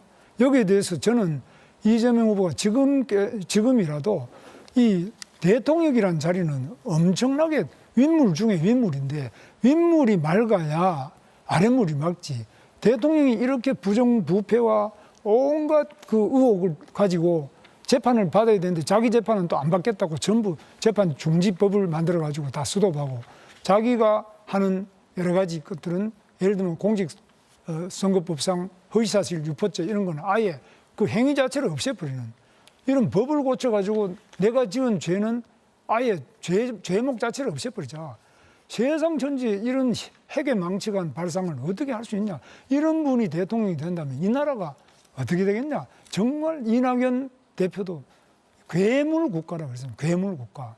그래서 이 괴물 국가를 만드는 괴물의 그 우두머리가 바로 이재명 후보 아니냐. 그런 점에서 오죽하면 이낙연 후보가 저를 지지한다고 하겠습니까? 그분이 저를 지지할 때 얼마나 많은 부담이 오겠습니까? 여기에 대해서는 우리 이재명 후보께서 반드시 그 답을 해야 된다. 이걸 돌려가서 안 되잖아요. 근데 또 형님도 그렇지 않습니까? 이재명 후보 형님께서 정신병원에 강제 입원하려고 그러다가 우리 구성숙 우리 보건소장도 잘 아실 거예요. 그런 분들이 다 그냥 안 된다고 했는데 그래 무리하게 하다가 결국은 형님 돌아가셨죠. 그다음에 또 형수님 보고 그 말린다고 온갖 그 욕을 해가지고 온 가정이 다 어려워졌고 파탄이 나고 이런 상태인데 이것도 못하면서 연설 장소가 아니니까 저한테 아니 어떻게 그래가지고 어떻게 대통령이 되느냐. 저는 그런 면에서 국민들이 너무너무 우려하고 제가 우려하는 것이 아니라 이낙연 총리가 오죽하면은 우려를 해서 이렇게 돼 있겠냐. 잠시만 사회자가 개입하겠습니다. 지금 이재명 후보에게 30초 답변 기회를 드려야 되고 2명 이상과 토론을 해야 되기 때문에 먼저 빨리 답변- 답변을 듣고 질문 하나를 하도록 하겠습니다. 이재명 후보 답하시죠. 네, 저한테 부정부패 이미지를 씌우려고 노력하시는데 제가 그 하나 물어보겠습니다. 김문수 후보 그 정치자금 4번인가 3번인가 그 부정자금 받은 걸로 그 캠프에 있는 아주 가까운 사람 다 처벌받았죠. 그렇죠. 그의 받은 부정해서 수급한 정치자금이 4억이 넘던데 그거 본인은 몰랐다는 이유로 다 처벌을 면했지 않습니까? 본인이 진짜 뭐- 몰랐어요. 그럼 부하들이 다 그 책임을 지면 그 김문수 후보님 주장에 의하면 연대 책임으로 당연히 책임을 져야 되는 거 아닙니까? 아니, 제가 알지도 못하는 일에 대해서 왜 제가 책임을 져야 됩니까? 제가 근데 잠시 문제가- 사회자가 개입하겠습니다. 시간이 남지 않아서 한 명에게 더 질문을 하고 답을 들어야 예, 2명 이상 토론이 가능합니다. 제가 문제가 있다면 당연히 처벌받았겠죠. 제가 안 처벌받으면 자꾸 저 처벌로 오는데 우리 이준석 후보는 어떻게 보십니까 이 문제? 그러니까 방금 전에 이재명 후보가 측근들이 문제가 있으면 나도 문제가 있는 것이냐 이렇게 하셨기 때문에 본인들 측근들이 이제 문제 생기시면은 똑같은 논리로 이제 타격받으실 텐데 그냥 급급해가지고 안 말씀하신 것 같습니다. 실제로 이재명 후보 문제 많죠. 네, 9초 사용할 수 있습니다. 네, 그래서 지금 이렇게 본인이 이렇게 전 세상이 다 아는 문제를 딱 잡아떼는 거 이거는 대통령 자격이 없다고. 네, 주어진 시간 모두 사용했습니다. 이어서 이준석 후보 주도권 토론 시작합니다. 예, 이재명 후보님 그 헌법 8조 잘 아시죠? 네, 뭐 조문 정확하게 기억 못 하겠네요. 말씀해 보세요. 예, 정당에 관한 부분이니까 모르시죠. 그러니까 정당을 민주적으로 운영해야 된다는 내용이 헌법 8조의 2항인데요. 제발 그 헌법대로 정당을 운영하셨으면 좋겠다 그런 생각을 했습니다. 사실 민주당의 운영을 보면요. 정당 내부의 민주주의의 실종이란 말을 들은 지 오래고요. 정당의 당원 같으면은 국가의 헌법과도 같은 것입니다. 근데 이 당원 같은 것을 막 바꾸고 그러세요. 그래서 그 민주당의 당원을 보면 80조에 보면은 여러 가지 범죄 혐의가 있으면은 당직이 기소 시에 정지되게 돼 있는데 그것도 이제 마음대로 바꾸시고 이렇게 하는 모습을 보면서 1심 유죄 나오자마자 당원 80조가 삭제됐거든요. 이렇게 당의 존립 근거가 되는 당원을 이렇게 마음대로 바꿔버리고 위인 설법 아니겠습니까? 이재명 후보 전에는 기소된 사람 없었습니까? 근데 이재명 후보가 기소되고 나니까 유죄를 선고받으니까 이런 것들을 없앤다는 것 자체가 법 체계에 대한 당내의 법 체계에 대한 이해도 별로 없으신 것 같고 그래서 지금도 형사소송법 개정이나 이런 것에 대해 가지고 사회의 규칙이나 제도에 대한 존중 자체가 없는 것이 아니냐라는 비판을 받는 겁니다. 어떻게 보십니까? 앞으로 이런 법률이나 개헌을 진행하는 데 있어서 본인이 관련된 부분은 좀 회피하시고 이렇게 하실 의향이 없으십니까?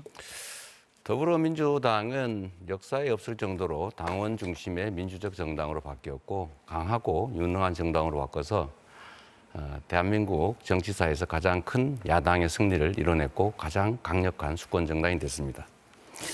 남의 당 얘기하기보다는 개혁신당은 그 허은하 대표를 그렇게 강제적으로 조치를 하지 않았습니까? 또 김용남 의원도 개혁신당 아닌가요? 그리고 그 당내 자금 사용 관련해서 부패 혐의로 고발당하고 그랬던 것으로 시간 아는데 지냈는데요. 예. 어쨌든 그런 점도 살펴보시기 시간 바랍니다. 지났다니까요. 예. 뭐 허은하, 김용남 그렇게 좋으시면은 허은하 의원님이 말씀하신 거 제가 이재명 대표에 대해 평가한 거 읽어드리면요.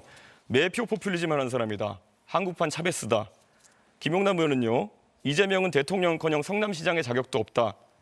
경기도민이 낸 세금으로 횡성 한우보다 더 맛있다는 횡령 한우를 사 먹었으면 죄값을 치러야 된다. 뭐 이런 부분도 반영해가지고 같이 데려가셨으면 좋겠다. 이런 말씀드립니다. 그리고 계속 이제 질문에 질문으로 답하시는 아주 안 좋은 그런 어떤 태도가 있으신데요. 지난번에도 똑같았지만은 이제 국민들이 그 수법 잘 알 테니까 자제해 주셨으면 합니다. 오늘 또 이 토론이 있는 날에도 제가 알기로는 이재명 후보님 재판, 공판 준비기일이 있었던 걸로 알고 있습니다. 법인카드 사적 유용 혐의에 대해서 재판 공소장을 보니까 흥미로운 대목이 있습니다. 많은 분들이 뭐 10만 원 때문에 그러냐 그렇게 하는 분들인데 그거는 공직선거법에 대한 부분이고요. 지금 재판받는 거 보면은 2019년부터 2021년 10월까지 과일만 2,791만 원 정도 법인카드로 사셔가지고 사적 유용 때문에 재판받고 계신 거거든요.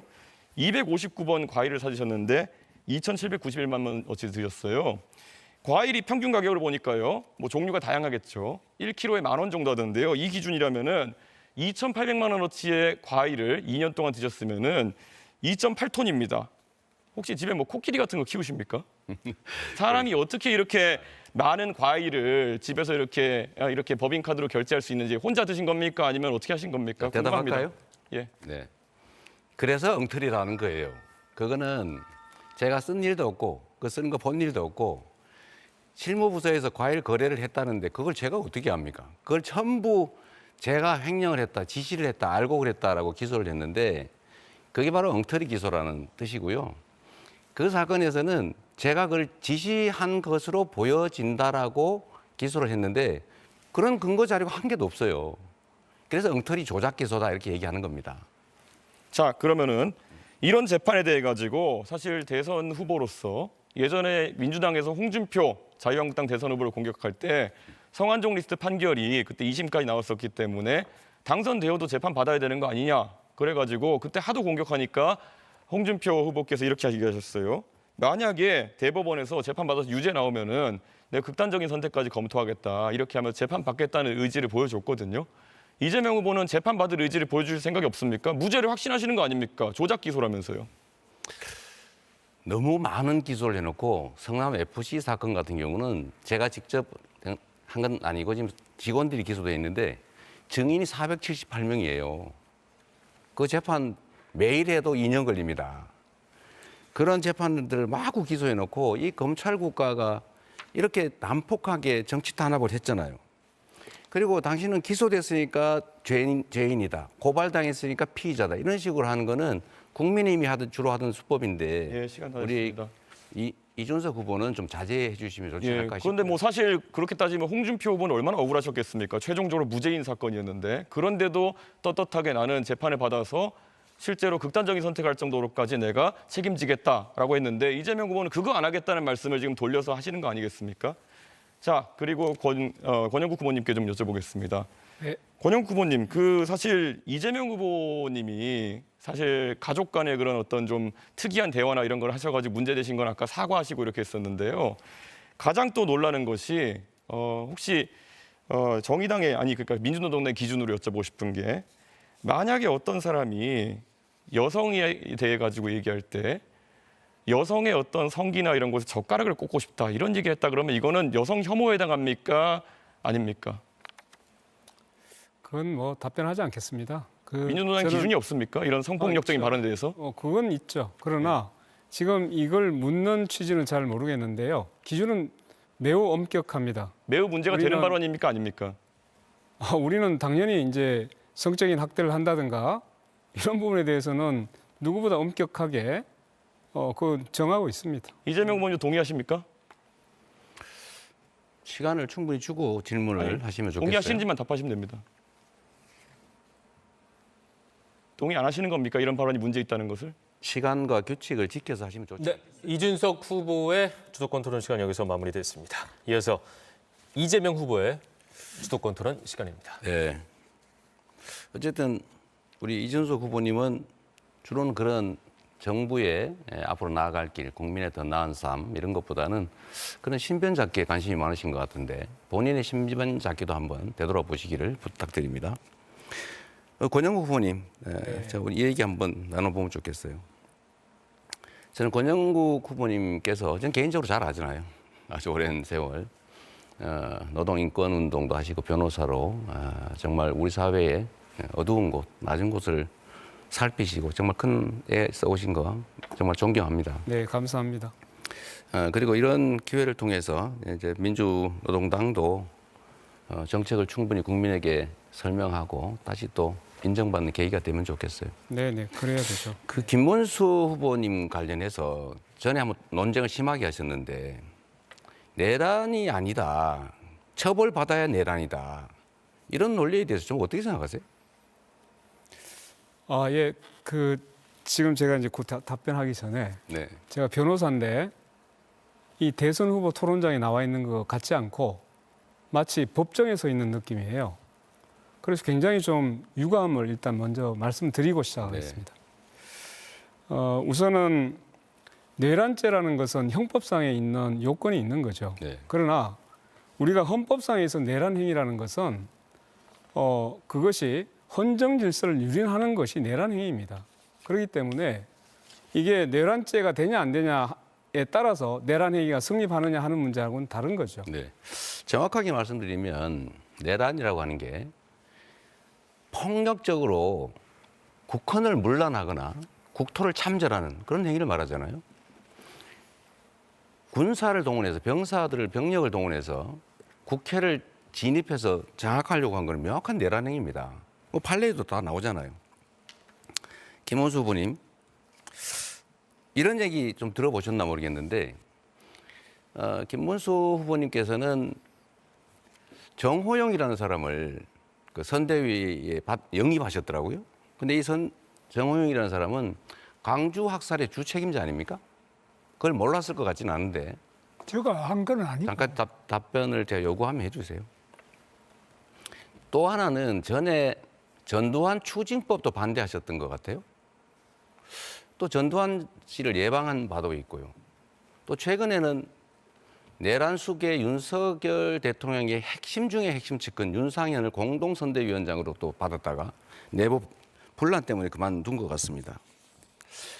그러다 보니까 우리 윤석열 대통령께서 탈당을 하라, 또 제명하거나 이런 말 한마디도 못 하시고 윤 대통령이 탈당을 하면서 김문수 후보 도와서 당선시켜달라 뭐 이런 얘기도 하시고 의원들한테 전화해서 김문수 후보 도우라고 지시도 하고 그랬던 것 같습니다. 이런 걸 보면 김문수 후보는 내란 세력 그 자체, 그 이론 또는 최소한 내란 세력을 비호하는 비호 세력으로 보여요. 그래서 이런 의문들이 있습니다. 김문수 후보는 윤석열 아바타다. 김문수 후보가 당선이 되면 상황 윤석열이 즉 반란 수계가 귀환한다. 그런 걱정을 하는 사람들이 있는데 이에 대해서 어떻게 생각하십니까? 전혀 근거 없는 말씀을 하시고 있고요.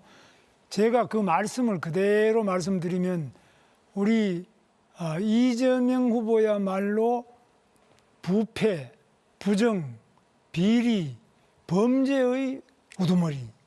바로 그 비판을 벗어날 수가 없고 그러한 비판을 받을 수밖에 없는 것은 다 이 재판에서 나와 있는 거고요. 다 공소장이나 판결문에 나와 있는 거고. 충분히 들었습니다. 저에 대한 거는 그냥 네. 주장입니다. 자, 하나 또 물어볼게요. 네. 우리가 민주당이 군사 쿠데타 이런 뭐 또는 학살, 고문 이런 반인권 범죄, 국가 폭력 범죄에 대해서는 공소시효를 배제해서 낫지 처벌하는 것처럼 그가 살아있는 한 반드시 처벌하자. 이런 법을 만들었더니 국민이 반대했고 심지어 거부권 행사했거든요. 이런 법에 대해서 거부권 행사하실 겁니까? 저는 그러한 취지의 법이라면 당연히 제가 앞장서서 오히려 할 겁니다. 저는 오히려 지금 이재명 후보 같이 이렇게 많은 재판을 받는 분이 다 자기 재판을 안 받도록 하고 또 그 재판하는 대법원장까지도 탄핵, 특검, 청문회 부르는 이런 분이야말로 정계를 영구 은퇴시키도록 법을 발의해서 반드시 통과시키도록 하겠습니다. 네, 감사드립니다. 뭐 입장이 다르더라도 좋은 일을 같이 하는 것은 바람직하죠. 하나 더 여쭤보겠습니다. 내란 행위에 대해서 지금 구속돼 가지고 재판을 받고 있잖아요. 저는 뭐 우리 국민들이 그날 밤에 두 눈을 뜨고 똑똑히 봤기 때문에 이건 내란 행위를 부정하는 것은 불가능하다고 봐요.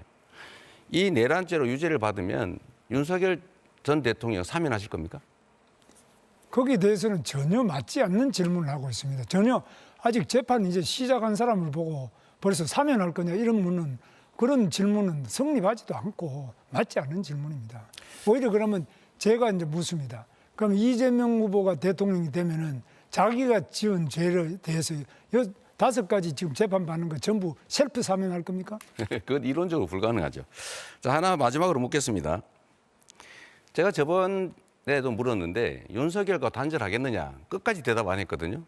정말로 윤석열과 단절 안 할 겁니까? 윤석열 대통령은 이미 탈당해서요. 저하고 단절이 아니라 뭐 아무 관계가 없습니다.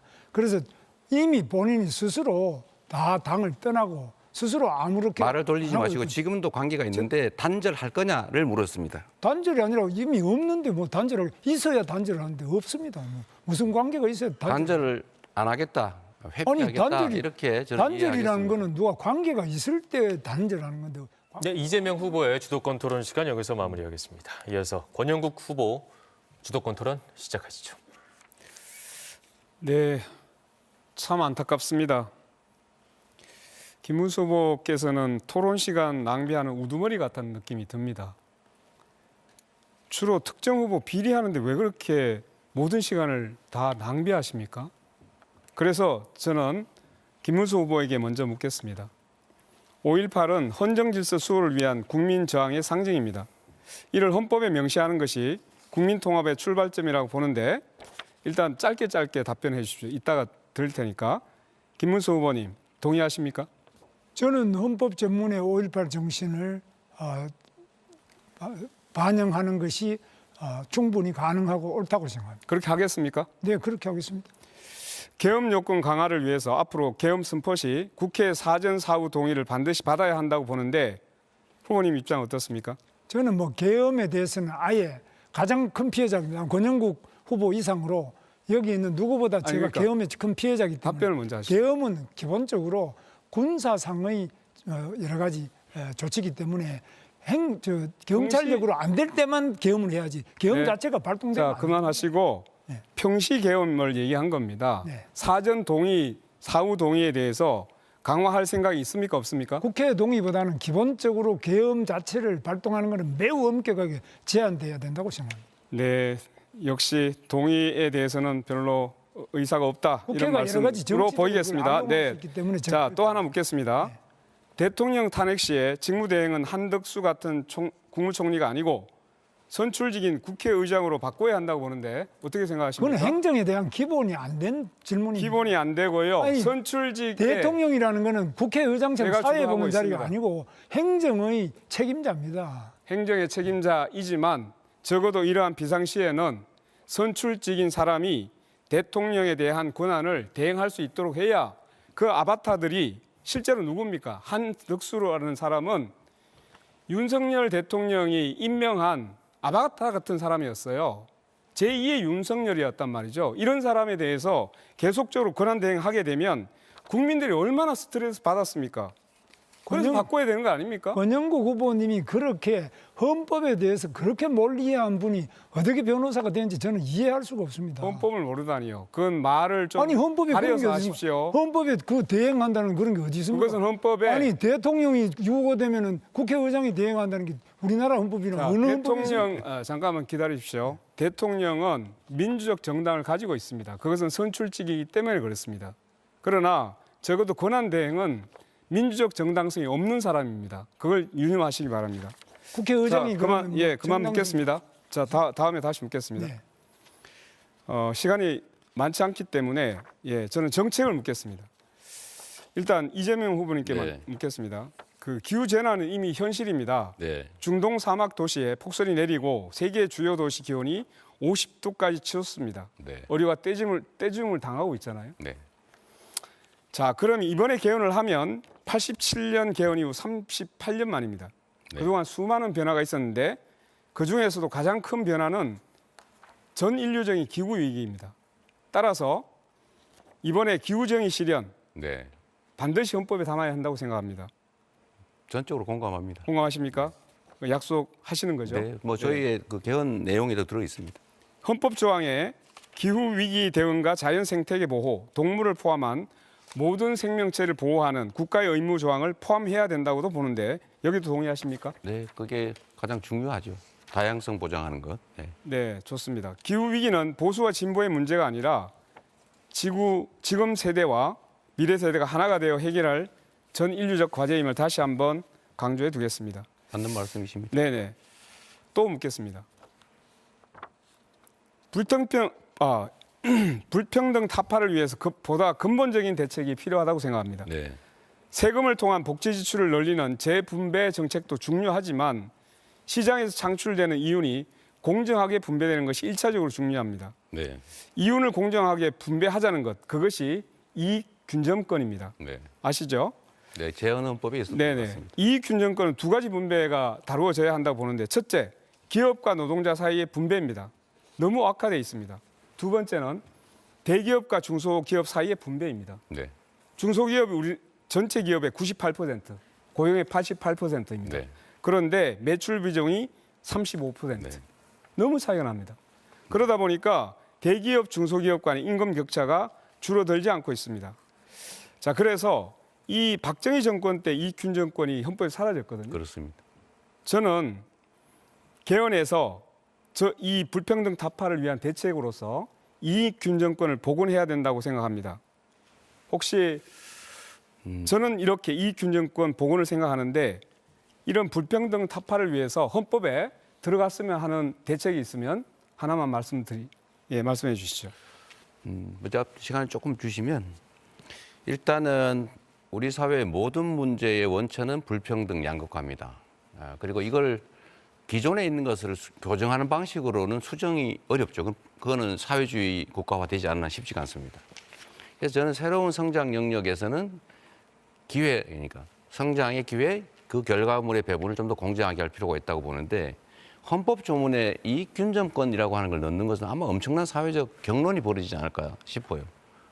저는 네. 바람직한 방향이긴 한데 현실적으로 쉽지 않을 거다 네, 그런 생각이 끝까지 듭니다. 듣겠습니다. 이익균 정권을 도입했을 때는 충분히 검토가 되어 있기 때문에 헌법에 도입됐던 것으로 보입니다. 그렇기 때문에 일단 기본적으로 우리 사회 가장 핵심적인 문제, 불평등 타파에 대한 개헌 내용이 반드시 포함돼야 된다라는 말씀을 드립니다. 네. 자, 이준석 후보에게 묻겠는데 시간이 좀 다 돼버렸네요. 시간이 교사 남지 않아서, 공무원 네. 정치기본권 이 내용이 있어서 묻게 됐는데 저는 네, 주도권 토론 시간 여기서 마무리하도록 하겠습니다. 첫 번째 주도권 토론은 여기서 마치고요. 여러분께서는 지금 중앙선거방송토론위원회가 주관하는 제21대 대통령 선거 후보자 토론회 시청하고 계십니다. 공약 검증 토론 두 번째 주제, 외교 안보 정책입니다. 지금 토론회가 지금까지는 정치 얘기에 집중이 됐는데 부디 이번 토론에서는 해당 주제 외교 안보에 집중해 주시기를 당부드립니다. 북한의 핵 위협과 미중 갈등 고조, 또 국제 질서의 불안정 등으로 우리 외교 안보 역량이 시험대에 올랐습니다. 급변하는 국제 정세 속에서 우리 안보와 국익을 지키기 위한 각 후보의 공약 들어보겠습니다. 시간은 1분 30초입니다. 순서에 따라 이준석 후보 공약 발표 시작하시죠. 지난 몇 년간 우리 국민은 대통령의 해외 순방 소식만 들어도 불안하고 부끄러운 마음을 감추지 못했습니다. 국제 무대에서 말 한마디 못하고 서 있거나 조는 모습으로 조롱거리가 되기도 했고 바이든 날리면 같은 실언은 국제적인 수치를 초래했습니다. 한국 대통령이 미국 대통령 앞에서 아메리칸 파이 부른다고 한미동맹이 강해지지 않습니다. 중국과 대만 사이에서 CACA 한다고 해가지고 한중 관계가 회복되지도 않습니다. 대한민국 대통령은 국제적 경험과 실용적 감각을 갖춘 인물이어야 합니다. 저 이준석은 대통령이 되면 통일부와 외교부를 통합하고 외교 통일, 국방 내무를 아우르는 안보부총리를 임명하겠습니다. 대내외 전략의 일관성과 유연함을 동시에 실현하겠습니다. 그리고 대한민국을 자유진영의 변기창으로 만들겠습니다. 한미 합동 군수시설을 구축하고 우리가 가진 강점을 이용해서 포탄을 생산해서 미국의 탄약 공백을 메우겠습니다. 방위비 분담금 인상은 한국산 무기 공급으로 대체하는 방안을 제안하겠습니다. EU와 동남아 방산 시장도 적극 개척하겠습니다. 대한민국을 동맹에 의존하는 나라가 아니라 동맹을 설계하고 이끄는 나라로 도약시키겠습니다. 세계 속에 존중받는 강대국, 품격 있는 대한민국을 만들겠습니다. 저 이준석이 그 길에 앞장서겠습니다. 네, 이어서 이재명 후보 공약 발표하시죠.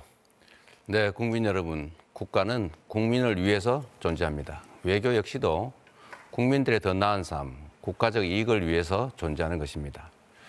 지금 외교 상황이 매우 안 좋습니다.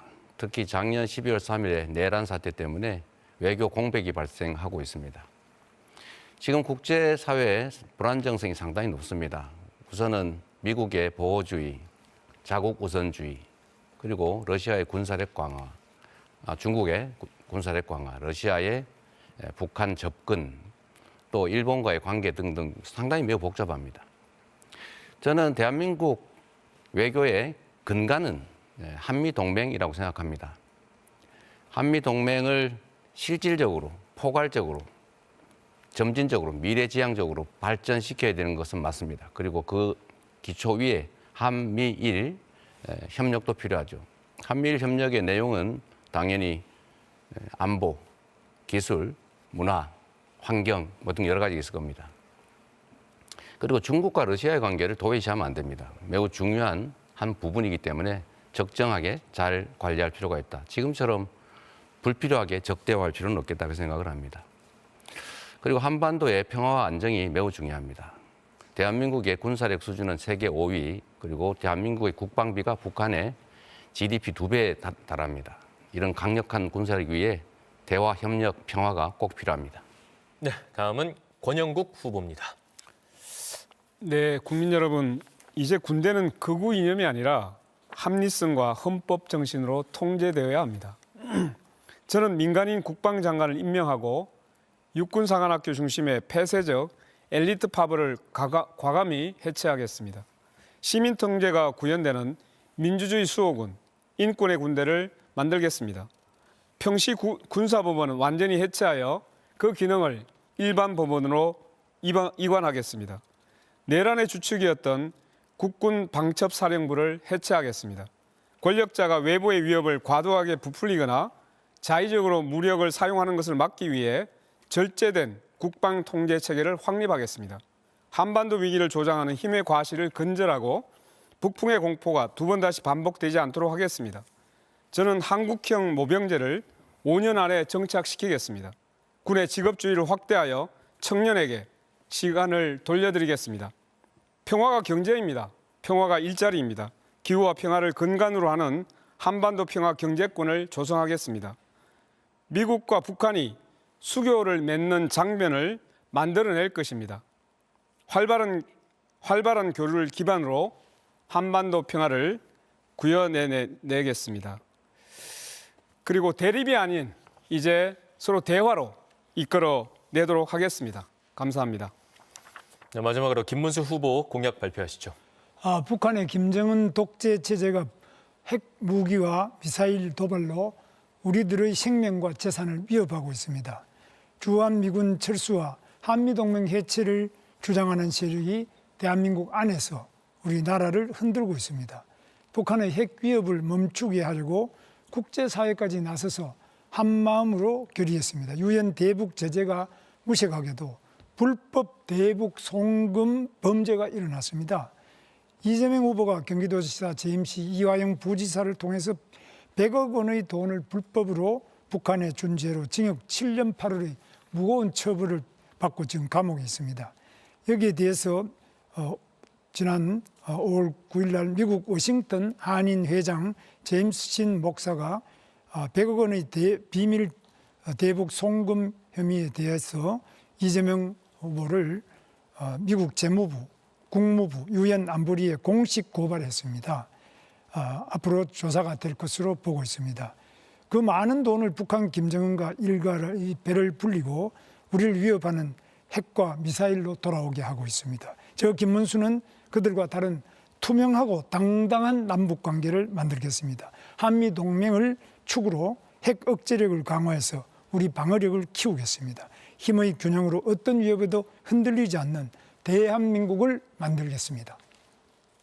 네, 후보들의 공약 잘 들었습니다. 이제 주도권 토론 시간으로 들어가 보겠습니다. 마찬가지로 시간은 6분 30초입니다. 명심할 부분은 2명 이상과 반드시 토론을 해야 되고 답변 시간 30초를 보장해야 됩니다. 다시 말씀드리자면 내 남은 시간이 28초라면 원칙적으로 질문을 할 수 없다는 점 말씀드립니다. 자, 그럼 이준석 후보부터 주도권 토론 시작해 봅니다. 예, 이재명 후보는 요즘 그 부산의 HMM 이전 관련해서 얘기 많이 하고 계신데요. 그 HMM의 전신이 어떤 회사죠? 부산에 HMM을 우리가 유치하겠다고 하는 것은 부산이 북극 항로가 개발될 경우에 해운 항만의 중심 도시가 되기 때문입니다. 그래서 우리는 해수부를 부산으로 옮기고 아니 HMM의 전신을 물었는데 왜 답변 안 하십니까? 그 규칙을 좀 지켜가시면 안 될까요? 제가 답변할 시간을 할애됐으면 제 답변할 땐 가만히 좀 계시면 안 되겠습니까? 질문에 답을 안 하고 엉뚱한 걸 하고 질문을 계시지 않습니까? 답을 하는 중이잖아요. 자꾸 이런 식으로 다른 사람 발언에 끼어들거나 규칙을 어기는 거는 좀 사회자께서 제지해 주시면 좋겠어요. 네, 정해진 답변을 원칙적으로 하지 않는 답변 것도 시간 제지해 주셔야 30초가 됩니다. 보장된다는 점은 아까 말씀드립니다. 15초 남았으니까 마저 할게요. 네. 어쨌든 부산을 해운 항만의 중심 도시로 만들어야 됩니다. 그리고 그 중에 해운 물류 회사를 부산으로 집중시키는 게 매우 도움이 된다. 그래서 HMM을 부산으로 보내겠다. 그리고 HMM은 현대상선이죠, 아마도. 현대상선일 텐데 현대상선의 시간 지났습니다. 이제 HMM이 현대상선이 전신인데요. 과거에 2000년대 초에 대북 사업하다가 2억 달러 정도 이렇게 자금이 사용돼 가지고 기업이 휘청거린 적이 있습니다. 이게 요즘 같으면 대북 송금으로 크게 문제되는 일입니다. 그렇기 때문에 이런 것들을 중요하게 다뤄야 되는데요. 방금 전에 김문수 후보님 말씀한 것처럼 쌍방울의 대북 송금 때문에 지금 이재명 후보 굉장히 곤란을 겪고 있는데요. 쌍방울 대북 송금은 법적 판단과 무관하게 미국의 제재 대상이 될 수 있는 문제라는 걸 알고 계실 거라 생각합니다. 대통령이 되신다 하더라도 미국 입국이 제한될 수 있는 문제입니다. 이민법 212조에 따라 가지고 제한될 수 있는데 사실 뭐 이런 문제가 있기 때문에라도 외교에서 이재명 후보가 굉장히 불리한 상황에 놓이게 될 것이다라는 건 자명하고요. 과거에도 국내 정당성이 부족한 지도자 같은 경우에는 대미 협상에서 고생을 하곤 했습니다. 특히 쿠데타로 집권했던 전두환 대통령 같은 경우에는 레이건 대통령 만나는 것도 힘들었고 만나서도 짧게 만나고 헤어지기도 했고 정당성을 인정받기 위해서 많은 양보를 했습니다. 핵무기 개발 포기하고 미국산 무기도 구입하고 국방과학연구소도 좀 축소하고 이렇게 했어야 되는데요. 트럼프가 만약에 트럼프 대통령이 이재명 후보가 당선되면 이런 약점을 가만히 두겠습니까? 저는 흔들 거라고 생각하는데요. 본인의 이런 여러 가지 사법 리스크 때문에 대한민국을 위기에 빠뜨려서야 되겠습니까? 본인의 이런 문제들 다 해소해야 되는 거 아니겠습니까? 재판을 안 받으면 해소가 안 될 거잖아요. 제가 대북 송금에 관여했다는 건 아무런 근거도 없는 얘기고 실제로 그들이 저를 위해서 송금했다는 것은 믿을 수 없는 얘기고 주가 조작을 하다가 수사를 받으니까 아마도 그걸 도박 자금으로 썼다는 설도 있는데 저는 이 진상이 곧 규명될 거라고 봐요. 그리고 또 한 가지는 아까 부산 얘기를 마저 좀 하면 HMM은 부산으로 반드시 가게 됩니다. 정부가 지분을 가지고 있기 때문에 얼마든지 가능하다, 의지에 따라서 이 말씀드립니다. 지금 그러면 쌍방울이라는 기업이 결국엔 과거엔 속옷 만들었었고 이번에 대북 사업을 하기 위해서 결국에는 뭐 스마트팜이나 이런 것들을 언급하는 그런 상황인데 그게 그러면 얼마나 진실된 이야기라고 사람들이 생각하겠습니까? 쌍방울이 속옷 만들던 회사가 스마트팜을 하기 위해 가지고 북한에 송금을 하다 걸려서 도박 자금을 날려가지고 이재명으로 물고 늘어졌다. 이 해명을 트럼프가 받아들이겠습니까? 저는 그렇게 자꾸 하늘을 가리려고 하는 행동을 하지 않으셨으면 좋겠다. 그런 생각을 하고 있습니다. 그리고 사드 문제에 대해 가지고 이재명 후보가 사드는 미국 방어용이다라는 말씀하신 적이 있습니다. 근데 사드라는 무기 체계를 전혀 이해 못하고 계신 것 같은데 사드는 종말 단계에서 미사일을 요격하는 그런 체제입니다. 그렇기 때문에 떨어지는 것을 요격하는 것이거든요. 사드 미사일과 레이더가 우리나라에 배치돼 있다는 것은 우리나라에 떨어지는 것을 막겠다는 그런 의지입니다. 그런데 지금 이재명 후보는 흔히 그러니까 중국에서 얘기하는 것이나 아니면 음모론자들이 얘기하는 것을 또 받아들이셔가지고 결국 사드가 미국 방어용이라는 주장을 하고 계세요. 이런 식으로 잘못된 정보를 바탕으로 해가지고 이런 음해를 하시면은 과연 미국에서 봤을 때는 이 사람은 뭘 해도 이렇게 왜곡해서 인식하는 사람이구나. 이거 만약에 외교위원장에 가셔서 대통령으로서 발언하셨다면은 큰 망신살 발언인데 아직까지도 사드는 미국 방어용이라는 입장을 유지하십니까? 한국의 방어는 한국의 독자적인 미사일 방어 체제로 방어하는 게 맞죠. 그리고 당시에 이것은 매우 많은 논란이 있었는데 지금은 이미 배치가 끝났기 때문에 더 이상 이 문제를 논란하는 것은 한국의 외교 안보 전략상 그리 바람직하지 않습니다. 굳이 과거 얘기를 조금 해본다면 그때 당시에는 예를 들면 이 고고도 미사일이기 때문에 굳이 북한이 그런 고고도 미사일을 쏘겠냐, 예, 알겠습니다. 그 필요하겠냐 이런 논란이 현실적으로 있었다. 제가 이재명 후보에게 답변을 이렇게 물어보면요. 꼭 물어본 거 빼고 답을 하십니다. 자기 하고 싶을 만한 하시는데 그러다 보니까 이재명 후보의 의사를 제가 한번 해석해서 이렇게 말씀드린 경우가 많은데요. 최소 2명의 후보에게 질문해야 되는 입장을 거죠? 철회하지 말씀드립니다. 않겠다는 이야기를 지금 하고 계신 거로 보입니다. 그렇기 때문에 유권자들께서 사실 이런 식으로 미국과의 안보 관계에 있어서 거짓 정보를 설파하는 사람이 과연 한미 관계를 이끌어갈 수 있겠느냐 이런 걸 고려해 주셨으면 합니다. 김문수 후보님, 네. 이 대북 문제에 관해 가지고 굉장히 자유를 옹호하고 무엇보다도 굳건한 안보 태세를 주장하실 걸로 생각되는데 한편으로는 약간 좀 뜬금없는 말씀을 하신 게 있어가지고 한번 진위가 뭔지 파악해 보려고 합니다. 예전에 이제 연평도나 이제 서해 도서에 대해 가지고 이런 도발들이 있다 보니까 김문수 후보님께서 이런 서해 도서에 우리가 중국인을 위한 카지노 같은 것을 개설하면은 이 중국인들이 많이 와가지고 좀 북한이 공격하기 어렵지 않겠느냐 이런 말씀하신 적이 있는데요. 사실 백령도나 연평도 같은 경우에는 카지노나 이런 것을 개설할 여건이 되지 않는 것처럼 보이는데 네, 답변 시간 주셔야 아직까지 됩니다. 그런 입장을 유지하고 계십니까? 뭐 그때 그 이야기했습니다. 지금 또 우리나라에 외국인들이 많이 관광을 오고 또 우리 미군이 주둔하고 이런 것들이 우리 방어력의 중요한 일부를 이루고 있다고 생각하고 있고요. 특히 중국인들도 이 서해와 가깝기 때문에 와서 그 카지노 같은 네, 경우에 주도권 토론 여기서 마무리됐습니다. 2명 이상에게 질문을 해야 되고 답변 시간은 30초를 반드시 보장해야 된다는 점 다시 한번 말씀드립니다. 이재명 후보, 이제 주도권 토론 시작하시죠. 네.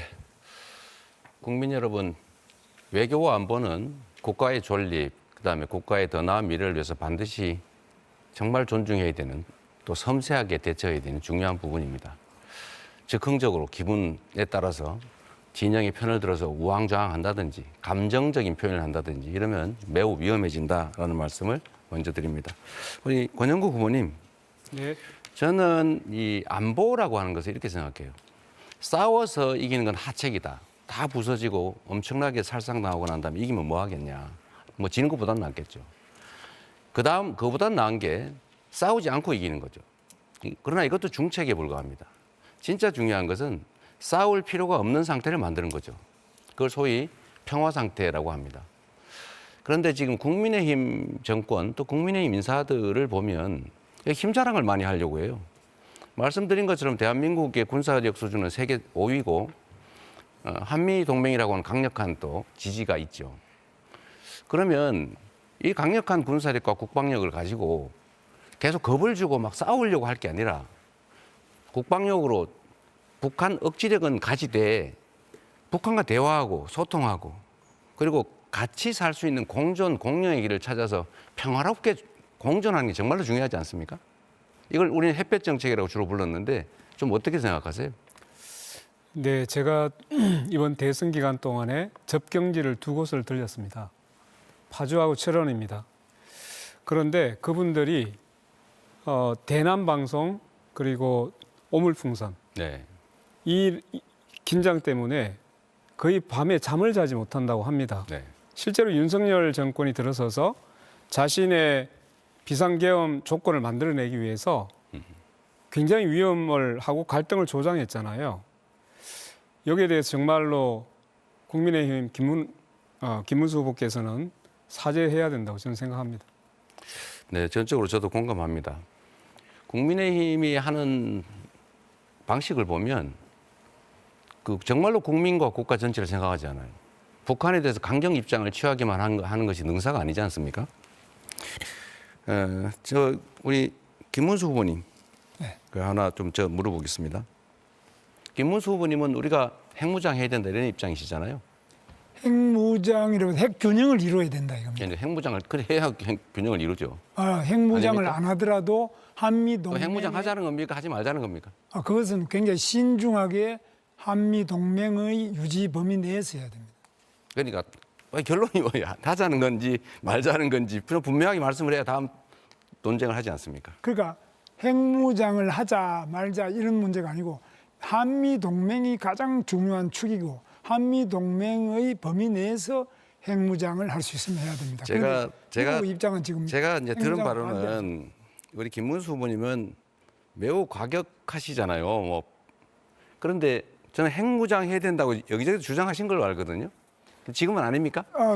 주장한 바 없어요? 핵무장을 하지 말자는 이야기가 아니에요. 제가 다시 말씀드리면 핵무장을 한다고 미국과의 한미 동맹이 깨져버리면 그는 핵무장하는 효과가 없습니다. 그러니까 핵무장 하자는 쪽이잖아요. 아니 그거는 핵을 하자 이렇게 말할 수가 없어요. 그래요? 그러니까 한미 동맹 왔다 갔다 하는 게 우리 한미 간의 협의를 알겠습니다. 통해서 네. 할 수 있으면 자, 하도록 이랬다 노력하겠습니다. 저랬다 뭐 핵무장 하자 그랬다가 안 하자 그랬다가 이제 왔다 갔다 하는 게 입장인 것 같아요. 그러면 하나 더 물어보겠습니다. 핵 잠재력 확보를 공약했어요? 그렇습니다. 핵 잠재력 확보가 뭔지 혹시 설명해 줄 수 있어요? 핵 잠재력 확보라는 거는 이제 플루토늄을 재처리한다든지 우라늄 농축을 높인다든지 하는 것, 이것도 한미 원자력 협정에 의해서 제한이 돼 있기 때문에 이 부분을 제가 대통령이 되면 바로 트럼프 대통령 만나서 일본 수준의 재처리 제가 하도록 지금 말씀하신 거 제가 조금 교정을 해드리면 플루토늄을 재처리하는 게 아니고요.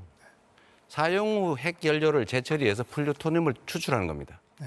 그리고 핵 연료 주기를 완성한다고 해서 우라늄 농축 권한을 우리가 부여받고 그걸 사용한 다음에 사용 후 핵 폐기물 처리해서 플루토늄을 추출하고 축약해서 관리한다 이런 의미라는 거 말씀을 드리겠습니다. 정확한 의미를 잘 모르시는 것 같아서요. 모른다고. 자, 하나 물어보겠습니다. 제가 모른다는 물어보겠습니다. 거를 저는 원자력 발전소와 하겠습니다. 플루토늄 처리하는 데든지 규칙을 농축하는 데 지켜가면서 다 하시면 가봤어요. 주도권 토론이므로 어. 질문하면 네. 됩니다. 질문하면 또 답을 해주세요. 미국과의 핵 공유 또 전술핵 재배치 공유하셨죠? 그렇습니다. 맞습니까? 맞습니다. 지금 핵 공유를 미국이 안 한다는 게 원칙적인 입장인데 그런 공약이 실행 가능합니까? 실현 가능하고 그것을 위해서 한미 간의 정상회담을 통해서 신뢰를 통해서 하는데 핵 공유의 방식도 다양합니다. 그 나토식도 있고 또 다른 우리 한국식의 독특한 핵 공유 방식도 얼마든지 협의를 통해서 할 수 있습니다. 그리고 또 여러 가지 핵 잠수함이든지 또 이런 것들 충분하게 한미 간의 정상회담을 통해서 잘 추진하고 발전시켜 나갈 계획입니다. 이 전술핵을 한반도에 재배치하면요, 북한에게 비핵화를 요구할 수가 없어요. 한반도 비핵화가 대한민국의 합의된 정책 아닙니까? 그런데 우리가 핵을 여기다 설치해 놓으면 북한 보고 비핵화해라 할 수가 없는 것 같고요. 또 한 가지는 지금 한국의 핵무장 시도를 의심을 해가지고 북한이, 미국이 이거 민감 국가를 지정했다는 그런 설도 있는데 이런 식으로 예를 들면 말씀하신 것처럼 핵 잠재력을 확보하겠다 이렇게 얘기를 하면 미국이 계속 의심을 해서 사실은 그런 길도 봉쇄가 되죠. 그래서 저는 드리고 싶은 말씀이 실행 가능한 얘기를 하자. 미국이 수용 가능한 걸 하자. 그리고 이런 식으로 그냥 되는 대로 던지고 여기서는 핵무장 얘기했다. 저기 가서는 또 핵 잠재력 확보 뭐 이런 얘기했다. 왔다 갔다 하시는 거 바람직하지 않다. 이 지적을 드립니다. 네, 이재명 후보의 주도권 토론 여기서 마무리하고요. 이어서 권영국 후보 주도권 토론 시간입니다. 네, 우선 이재명 후보께 먼저 질문하겠습니다. 네. 지금 이제 적경지에 가봤더니 네. 군사적인 긴장이 전혀 풀리지 않고 있어서 네. 민통선 안으로의 그 출입 자체가 군 부대에 의해서 굉장히 통제가 심합니다. 네. 그러니까 농사를 지어야 하는 시기에 이 출입 자체가 너무 통제되니까 이 너무 어려워하거든요. 네. 자, 이 접경지에서의 이 대북 갈등이 미치는 영향이 큰데 여기에 대해서 짧게만 앞으로 대책이 있는지 좀 말씀해 주시죠. 일단 적경지의 군사적 긴장은 이 이전 정부의 강대강 정책 때문에 발생을 했고 또 구체적으로 보면 대북 풍선을 방치하는 바람에 대북 비라를 방치하는 바람에 이제 대단한 우물 풍선이 날라오고 또 서로 쌍방에 소음 방송을 하고 이렇게 격화됐는데 하나씩 이제 풀어 나가야죠. 대화하고 소통하고 서로에게 해악되는 일 말고 서로에게 득되는 길로 가자. 그렇게 해야 되지 않겠습니까? 거기까지 하겠습니다.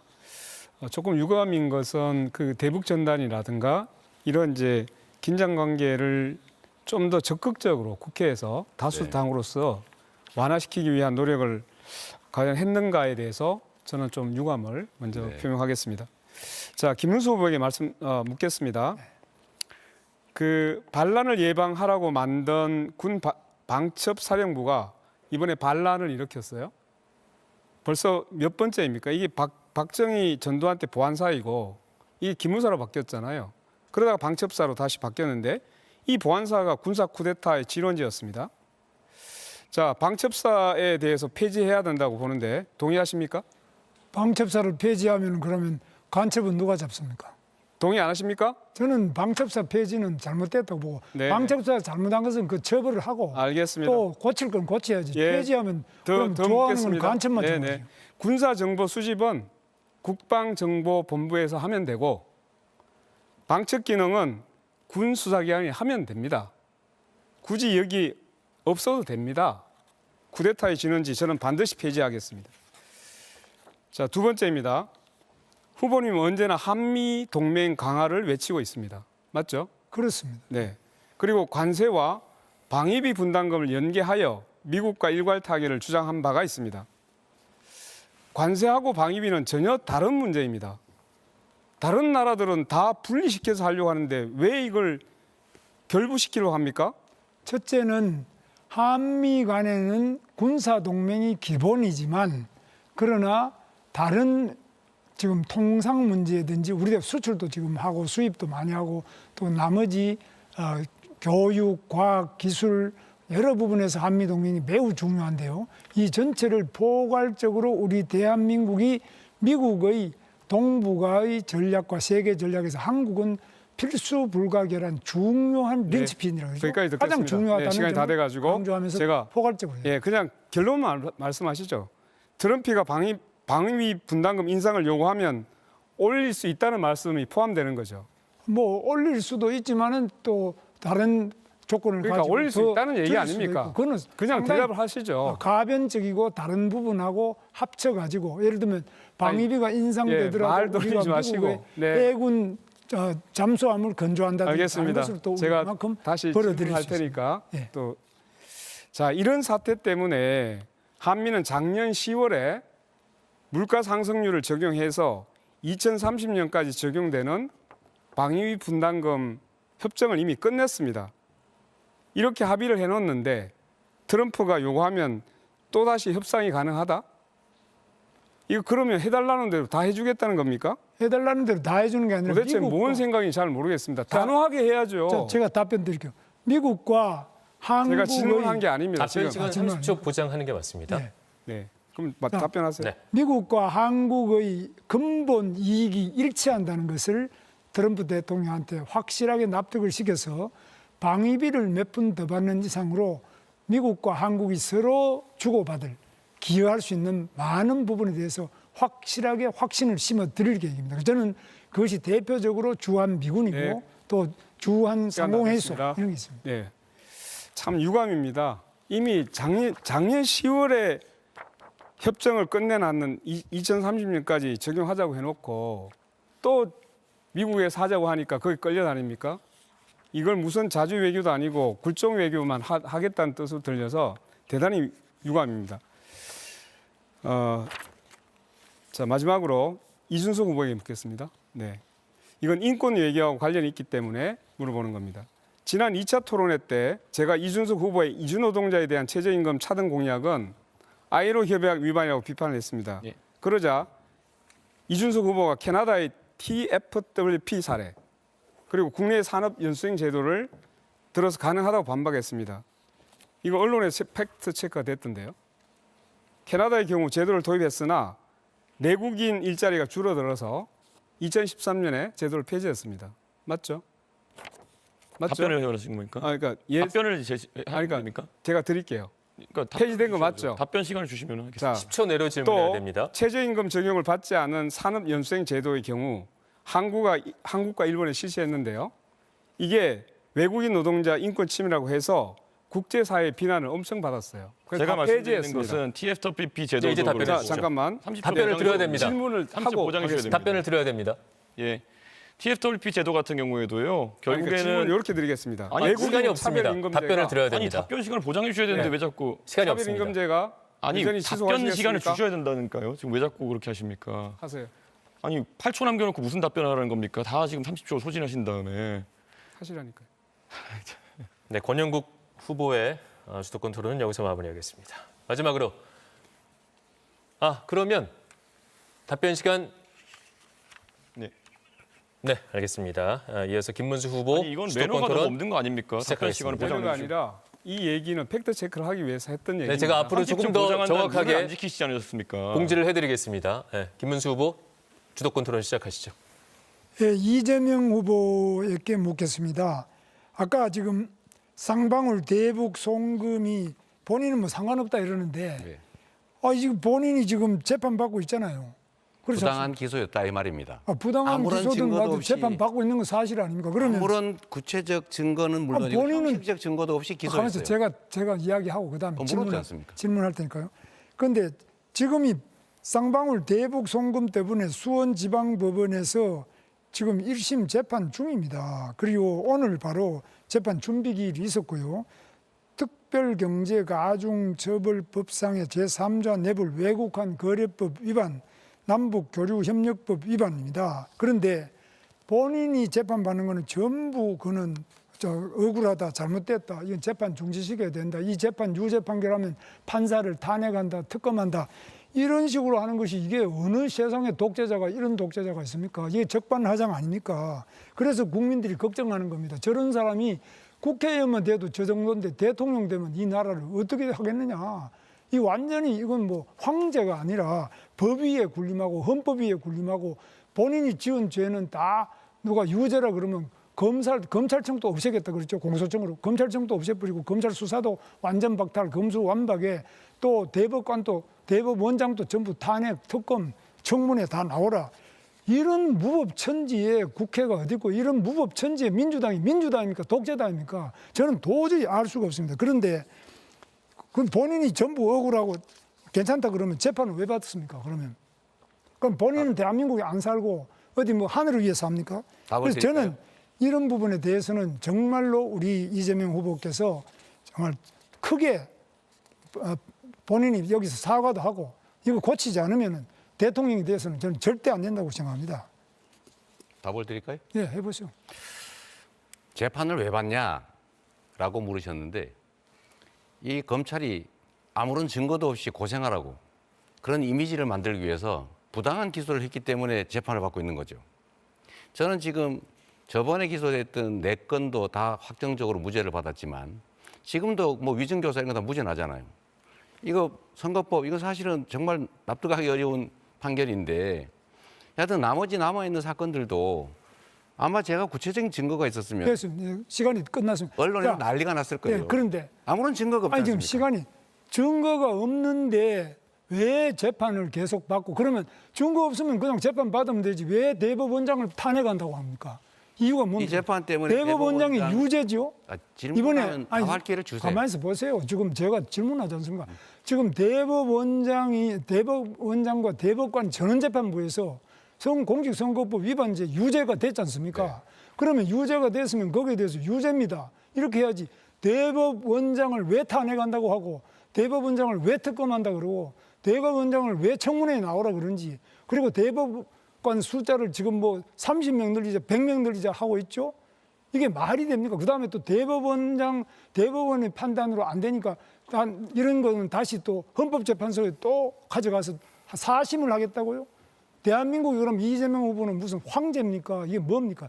대한민국 법치를 완전히 흔들고 상권 분립을 다 흔들어버리고 이렇게 하면 우리나라에 살 수 있습니까? 이거 누가 투자하고 누가 대한민국을 지킬 수 있을 겁니까? 저는 이런 점에서 우리 국민들이 너무너무 걱정이 돼서 지금 잠을 못 주무시고 있는데 여기에 대해서 이재명 후보가 정말 바뀐 모습을 보여주지 않으면 오늘 마지막 토론입니다. 바뀌어주지 않으면 우리 대한민국이 과연 이 대통령제 자체에 대해 가지고 이런 분이 후보가 되는 것을 기본적으로 막도록 하는 새로운 어떤 저항이 일어날 거로 우려하고 있습니다. 답을 드릴까요? 예, 하시죠. 예, 토론장인지 유세장인지 잘 모르겠는데요. 일단 너무 많은 말씀을 하셨는데 대법관들에 대한 특검이나 탄핵은 제가 지시한 바도 없고 오히려 이런 법률 개정 시도 개별 의원들이 하는 게 문제가 되니까 보류하라고 제가 지시했어요. 그러니까 그거를 마치 제가 다 시켜서 한 것처럼 그렇게 말씀 안 하시면 좋겠고 두 번째는 왜 재판받냐 자꾸 물으시는데 검찰에게 왜 기소했냐고 물으십시오. 증거가 있으면 증거를 내고 아무 증거가 없잖아요. 시간이 다 됐습니다. 자, 그러면은 방금 말씀 잘하셨는데 그렇게 본인이 민주당의 아버지 아닙니까? 아버지고 89.77% 지지를 받아가지고 된 우리 대한민국의 정당 사상, 민주당의 역사상 최고의 지지를 받은 절대 권력자입니다. 지금 당내. 그러면 나에 대한 이런 것들은 절대 해서 안 된다. 내가 스스로 모든 특권을 내려놓고 나는 내가 잘못이 있으면 처벌받겠다. 정상적으로 재판을 받고 정상적인 법에 따라 가지고 잘 수능을 해 나가야지. 그래야 법치주의가 한 분에게 더 질문을 해야 됩니다. 시간이 얼마 남지 않았습니다. 이런 부분에 대해서 정말 우려하는 바가 많고 이준석 후보께 묻습니다. 지금 세계 역사상 이런 무지막지한 자기 방어를 위한 방탄 독재를 이 삼권에 다 합쳐가지고 이렇게 하는 사례가 있었습니까? 사실 저는 뭐 기소도 안 돼보고 재판도 안 받아보고 감옥은 더더욱 안 가봤기 때문에 제가 잘 모르긴 합니다만 변호사를 하시는 제 지인들한테 들어보니까 이 감옥에 가보면은 자기 죄 있어서 왔다고 하는 사람 하나도 없다고 합니다. 일관되게 하는 얘기가 경찰을 잘못 만나서 검사를 잘못 만나서 증거 하나도 없는데 나를 잡아넣었다. 이런 얘기하는 분들의 상투적인 변명이라고 하니까요. 아마 김문수 본인이 궁금해하시는 것도 그런 부분이 아닐까. 보통 일반적으로 범죄자가 자기 죄를 시인하고 이런 경우 거의 없습니다. 예. 아까 말했던 것처럼 수사기관을 욕하고 검사 때문이다. 이렇게 얘기하는 게 상투적인 수법이라는 걸 국민들께 잘 알아주셔야 됩니다. 이제 질문은 어렵고 제가- 발언할 수 있습니다. 질문은 어렵습니다. 예, 제가 이제 24초 남았는데 그래서 제가 이제 다시 말씀드린 거는 이재명 후보가 적어도 지금 민주당 내에서 완전히 아버지, 완전 89.77%의 이런 독재적인 위치에 있는데 이런 분이 지금 대통령 탄핵하고 총리 탄핵했으면 됐지 대법원관부터 시작해서 법관, 검사 다 탄핵하면 이 나라가 무법천지가 되는데 이 어떻게 네, 김문수 후보의 주도권 토론 여기서 마무리하겠습니다. 공약 검증까지 치열한 토론은 이제 마무리가 됐습니다. 오늘이 마지막 토론회기도 하고 아마 후보님별로 국민 여러분께 꼭 드리고 싶은 말씀이 있을 것 같습니다. 마무리 발언 활용하면 되겠습니다. 발언 시간은 1분씩이고요. 기호 1번 더불어민주당 이재명 후보부터 말씀하시죠.